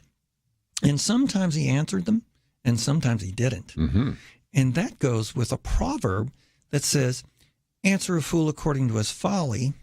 Actually, the first part says, don't answer a fool according to his folly or you'll be like him. Mm-hmm. Answer a fool according to his folly, basically that his folly can be his foolishness can be shown. Now, wait a minute. Isn't that contradictory? It's at least paradoxical. Yes. So Jesus was there, and for example, in front of Pilate in John's gospel. And at one point, he's answering questions with questions. And that's his rabbi status coming through at his education and his wisdom. And then he doesn't answer Pilate, who says, you don't answer me? Do you know that I have the power of life and death over you? I can get you crucified. And then Jesus answers and says, look, I've got the authority over my life. You don't. So you've been given the authority by my Father. So there's a time to answer. There's a time not to. Discernment gives us the knowledge of when to do that. And we'll talk about the progression of knowledge to wisdom to discernment later. And matter of fact, let me just get into some of the things we'll get into. When to talk, when to not, when to answer, when not to answer. Another one that I know you want to get into is distinguishing between God's ways and the enemy's ways. Because sometimes, if nothing else, people say, well, the goal, well, that may be a good goal, but do we use the idea of deception or all sorts of other kinds of ideas or ways of the flesh to accomplish something of the Spirit? So we're going to get into some of those aspects as well. But we do need to take a break. And if you find yourself saying, well, I'd like to know a little bit more about this, you can go to probe.org. And your article on discernment goes into much of that detail. And when we come back, we'll give you some more practical ideas of what that looks like. And by the way, if you'd like to join us, you certainly are free to do so. 1-800-351-1212. And if you find yourself saying, I'd like to watch this again, or maybe I know somebody that maybe would benefit from this, then again, don't forget that we have that available on our website, which is pointofview.net. Of course, you can also go to the YouTube channel and find it there. And it might be the kind of thing you want to train your children and grandchildren in as we talk about this very important issue of discernment. How many times have we had people say you need to have discernment? How do we get it? How do we develop it? Well, we've talked about that a little bit, but we'll answer some more of those questions right after this. Sometimes I think about seeds. You ever stop to consider that some seeds become entire trees and some trees grow up and produce fruit?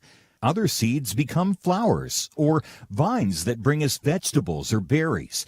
And some trees don't have fruit, but they're just pretty, especially in some parts of the country when it comes to the fall colors.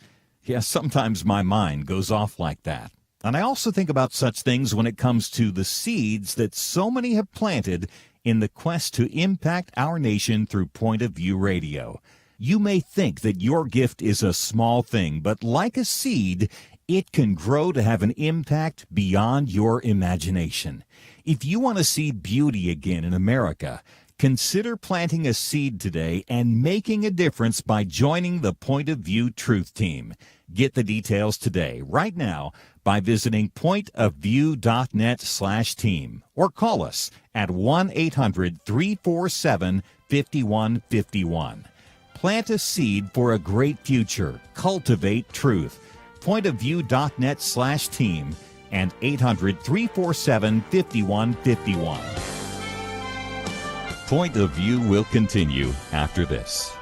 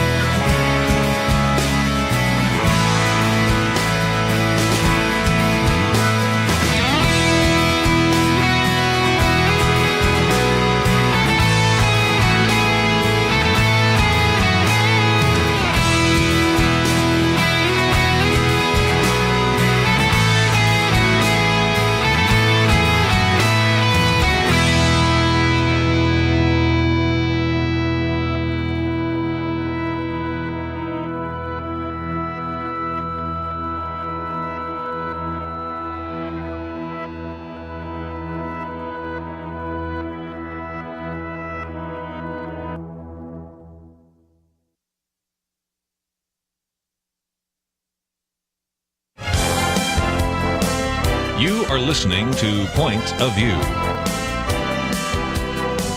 The opinions expressed on Point of View do not necessarily reflect the views of the management or staff of this station. And now, here again is Kerby Anderson. Continue our conversation today on discernment. Byron Barlowe in studio with us. And Byron, I guess the obvious question is to define discernment. And you've come up with a definition that I think is very helpful, because we have to recognize whether you're a Christian or a non-Christian, you have to have discernment. So we want to make that distinction. So give us your definition, because that's really helpful. Yes, there are a lot of definitions, and here's my attempt. It's a skill. It's not natural. This is something that has to be developed as a skill set. Now, some people have the gift, and that's more supernaturally natural or organic. But still, if you have it, you need to hone it. Right. But it's a skill founded on the lifelong pursuit of truth as knowable, and I would argue as absolute, and as reliable. In other words, we go with the correspondence view of truth that says it matches reality. Yes. Now, a lot of people are going, well, duh, that's what I think truth is. Well, that's there are not a lot what of the philosophies world's saying right now. No. Yeah. Truth is my truth. But then when it comes to science, it's absolute, because the science tells us. Interesting. So it's a skill, looking for truth constantly, and it can never rest in that. But that becomes more and more easy to do, with the goal of fruitfully responding to observations, interactions, truth claims, and beliefs, and amoral or free choices, those gray areas. Yes. So let me read that again. It's got the goal. It's a skill founded on seeking truth as absolute and reliable that can end up responding well to observations, interactions, truth claims, and beliefs, and then even the gray areas. And then all of that through a reality-calibrated lens. So that means we need to, for one thing, have a broad understanding of what's going on in the culture, a broad understanding at least of creation, the other way that God has spoken to us directly. And we certainly need, ultimately, as you mentioned, God's Word as something we understand continually. How can we develop that? Because that's one of the questions people have. Maybe you have a story that maybe helps us figure that out. Yeah, I was struggling. We married late, me and my wife Diane, and then I married older. So I married better and older. And so her fertility clock was running. And so she was in her early 30s. We wanted children. We were having trouble. So it became a real test of faith. But then when it came time to look at options, God led us away from adoption. And so then we started looking at infertility treatments. And very soon I understood, as I got the basics of what the different kinds were, in vitro fertilization is something where you make human beings, basically. It occurred to me that that's the basic way to say it. Embryos in a test tube babies. They're babies. They're people. Even if they're frozen, there's some of them are frozen and put away in case you want more kids. They are people in terms of a biblical view of personhood, have their own DNA and all that. I said, well, Diane, I'm not okay with that, because I don't have any faith that these businesses that have them cryogenically frozen are going to be around, and maybe somebody gets careless and throws them away.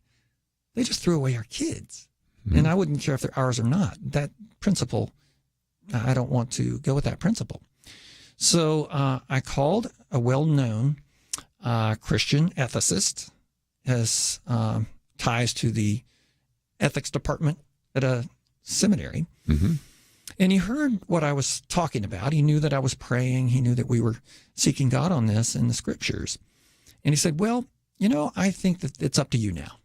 I was very surprised, because he said, well, it's an amoral choice is what I took that to mean. And I thought, wow, you're the expert in the Christian world. You're telling me that this... So even when we told people that we backed off and got what is called the gift procedure, prophetically called that, because we now have 25-year-old healthy triplets because of these treatments, but we backed off from the creating humans in the test tube. Now, how did I know that? Well, I knew that, first of all, good intentions are often not met in a fallen world with fallen people. Yes. People are going to basically do what's easy and what's profitable. Yes. And what they already agree with. So even in the process of choosing doctors for that, I was immediately put off by somebody who was closer to us proximity-wise. And they ended up on 20/20 because they had been brought up on ethics charges. There you go. So God gave me that. But why did I know anything about it? Because I thought it through. There's a factor of mindfulness. There's a paying attention. There's a stopping and praying involved in discernment that says, wait. What could I be missing? What am I taking for granted? What is everybody else taking for granted? Well, make kids. Technology gives us that. Well, I also knew from observation and teaching, technology often goes way ahead of itself in terms of ethics. So I said, no, we're not going to risk the deaths of people. Yes. So again, just a great story because that shows again, you did your due diligence, as we would call it. You did the research. You certainly knew the scriptures, but you also spent time in prayer. And sometimes if you have a check in your spirit, it's in some respects, prayer is like a stop sign. You run into some people who say, well, I don't feel guilty about that. And I said, well, the heart is deceitful. Doesn't scriptures talk about that? So I think in some respects, when you pray and you've got a check in your spirit, oftentimes prayer is a good stop sign, but not necessarily a green light. So that was a good illustration of that as well. You've got some various levels of discernment I think I've seen you write about. Can you talk about that for just a minute? Well, I stand on the shoulders of Tim Challies, the book where you mentioned The Discipline of Spiritual Discernment. And I really agree with this biblically. I've checked it out since. Really, godly discernment happens in 3 stages. Okay. We get knowledge. It's a little bit like kindergarten and grade school. We learn facts, essential truths. We get some scholarship. We learn about human relations. We observe how the world works in terms of, kids get it wrong, but they basically know that it's complicated and that it involves certain things. And of course, as you mentioned, you get started in the Word of God. Sure. So you learn the Bible stories and you learn some basic doctrine. So there's knowledge, elementary school. Then you have wisdom, and this is like secondary school and more. But it basically deals with principles and how the facts of reality work in my description. And it's God's view versus man's view starting to take over. Mm-hmm. And we find out just how cultural we are, how our worldview reflects our own desires and the zeitgeist, the spirit of the age. What's popular, what people take for granted. And then we learn behaviors and beliefs at a deeper level, and we're convicted about those, and we start seeing them as laws, moral laws. And our beliefs take root, and we guide our life based on those with wisdom. But there's a third thing, discernment. And that really takes that wisdom, and it helps us master applying the wisdom to the specifics of life, to the culture and the world of ideas, the kind of stuff you talk about every day. And so now with spiritual discernment, the Greek philosophers were very good at discerning, and they got really close in their God of the philosophers to some good doctrine. They just didn't know. As Paul told them, let me tell you about this unknown God. And then he gave them revelation. Mm-hmm. So when it comes to spiritual discernment, finding God's will, you have a sanctified mind, making good choices, and then being wise enough and obedient enough to pass that on, that skill. So really, when you get into higher wisdom and discernment, you're learning by practice. Yes. So you don't have to be some kind of an expert on anything, except you have to be observant. You have to be listening to God, good counsel, good conversing, seeking truth. And I'm just thinking about that because, there are times when people say, well, I don't know about, for example, this business deal. And I've had businessmen that have said, somebody brings me a deal. Sometimes within the first couple of minutes, I know I'm going to say no because it violates a biblical principle. Mm-hmm. So there's where the Bible gives me an answer. But then maybe that's not a check in my spirit. So I pray about it and I'm still wondering about it. And then maybe I go to some godly men and women because after all, the scriptures say there is wisdom in many counselors. Yes. And so each step you kind of go along there using, first of all, the gifts that God has given you, certainly the scriptures, certainly prayer, but even the body of Christ. And so how that all comes together so that you can exercise godly discernment, I think is just a good way to put that together. As a matter of fact, when you're talking about working your way from knowledge to all that, it reminded me of the trivium when you talk about that in terms of classical education. But we need to take another one of those breaks. When we come back, we have a few more points to make in terms of discernment. And if nothing else, just trying to put another tool in your toolbox so that you will maybe hone the craft of discernment, make wise decisions, and discern truth from error. That's what we're encouraging you to do here at Point of View, and we'll talk more about how to do that right after this.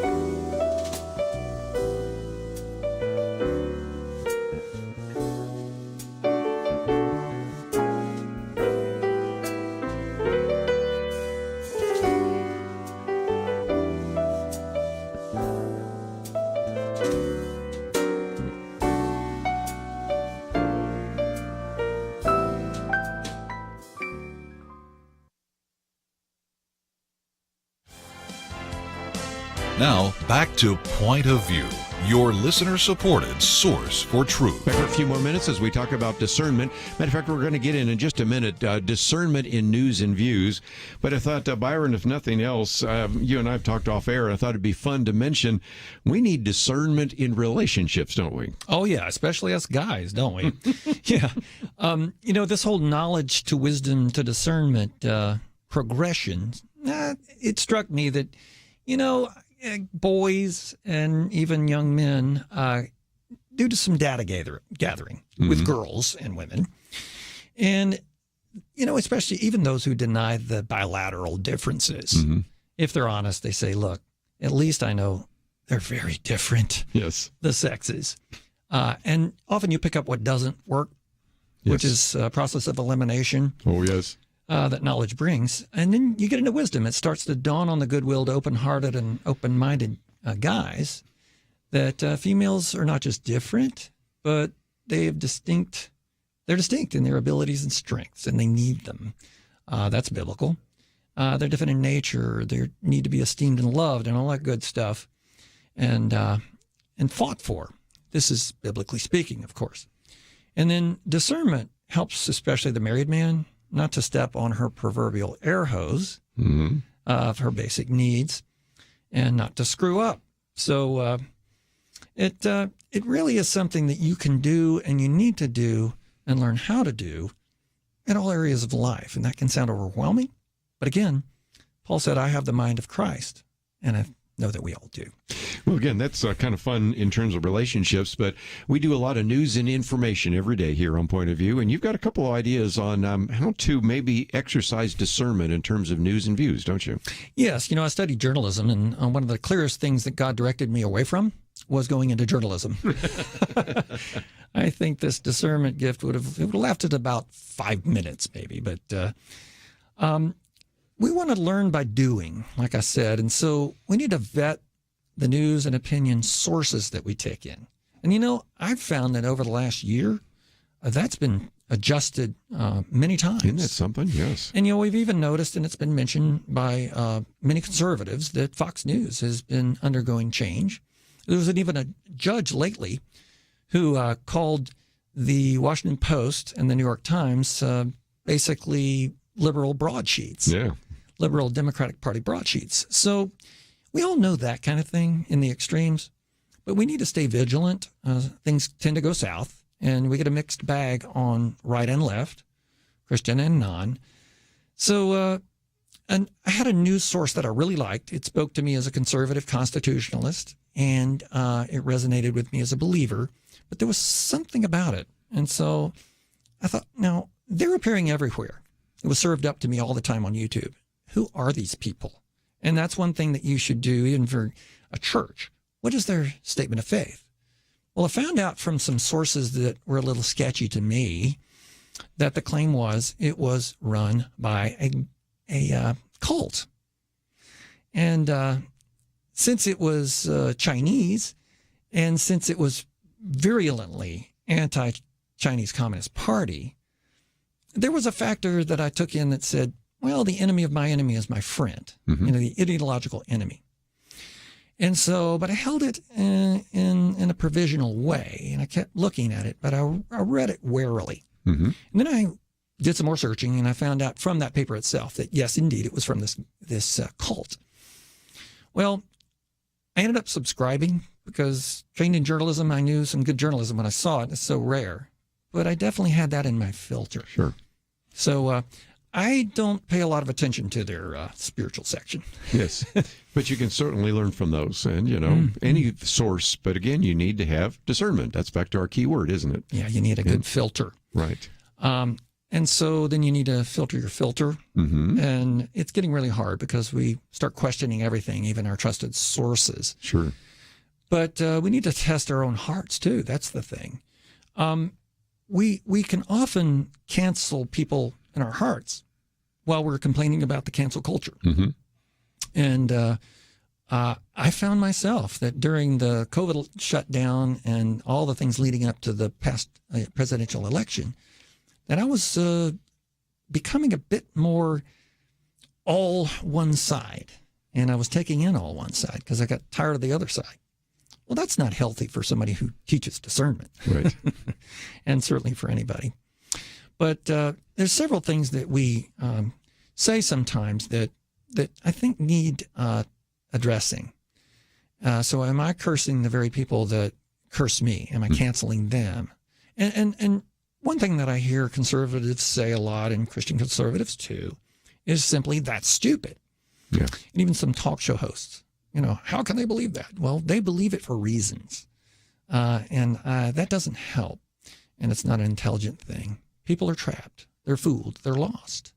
And so our battle is against ideas and spiritual powers. And am I begging off, like a lot of friends I know, from all news sources? I just get tired of it, they say, or I understand this feeling. I feel you. But we can't afford to do that. If we don't know what's going on in the culture, how are we going to be salt and light?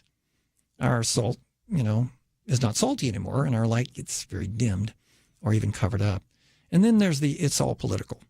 Mm-hmm. Well, what else is there for an unredeemed culture? And, it's all actually cultural, social, moral stuff that gets put into the political realm. But, there are some things about news and opinion that are written at probe.org and here at Point of View, and maybe we can mention a few of those too. Well, again, one of the things I also thought I'd mention is even though we've been pointing people to the piece at Probe, you've got an upcoming series where you're going to be talking about how to develop discernment and distinguishing between God's ways and the enemy's ways, dealing with what you sometimes call false dichotomies and discernment in the human heart. So in some respects, if you go there and find the beginning, there's more to be discussed in the future, right? More to be had. Yes. One of the things that I might leave people with that might help right now for vetting sources and figuring out who to listen to. Number one, does it sound like God or someone else? Good point. The wiles of the devil versus God's loving kindness and mercy, grace, forgiveness. Is there an assumption of guilt and an accusatory tone? That's even happening in government. Sure. Number two, does it work? Are we still corresponding truth with reality? What reality? Yeah. And so you'll know them by their fruits. Can we just look back at maybe the 60s and see what didn't work there into history? Number three, is it fair-minded or is it cheerleading? What did they leave out in the Dallas Morning News article about a lawsuit coming against our attorney general here in Texas? Well, they talked about his other accusations brought against him as the ending of the article. No balance. So, and then does it attempt to offer, in that light, objective reporting? Now, that's something that we scoff at because it's very rare if it's found. Harder to find. Yeah. Now, one thing that my colleague Sue Boland brought to my attention is this site called allsides.com. Mm-hmm. Now, they have right, center, left, and they even give some gradations there, and they even let you vote on that. But then the question is, who says what's center, what's left and right? So you still got to have your lens going. So again, if they go to probe.org, they'll find your first article, but you have an upcoming series that people will find that maybe will help them in discernment. So I appreciate you giving us, if real, just maybe the first course on discernment here today. But this is something we felt a real need for here at Point of View. So I thank you for joining me today. Well, thank you so much. Again, you can go to probe.org. Of course, you can find the information there on the website at pointofview.net. It will link you to some of the material by Byron Barlowe. And you've heard us say so many times you need discernment. And of course, we also want to focus on this idea of spiritual discernment, and certainly that is the case as well. That's all we've had a chance to cover today. There will be a lot more, and we'll do that in the future. But I want to thank Andrew and Steve for their help behind the scenes. Have a great day, and we will see you back here tomorrow on Point of View. Having civil conversations about important issues seems to be harder and harder. Various media outlets tell people what they should believe, why they should be outraged, and getting people to actually think, well, it can be difficult. Whether it's the gospel, tax issues, social policy, or just about anything else, you need to have solid information and clear thinking to address the hard issues. You need God's truth applied.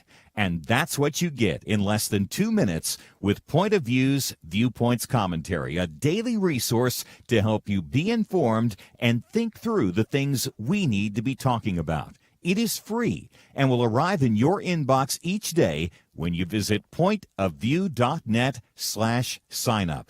Sometimes we know we should say something, but we're silent because we're not quite sure what to say. Viewpoints Commentary can help you break the silence and change the narrative. It can make you a more equipped agent for truth. Get your free subscription to the Viewpoints Commentary at pointofview.net/signup. pointofview.net/signup. Point of View is produced by Point of View Ministries.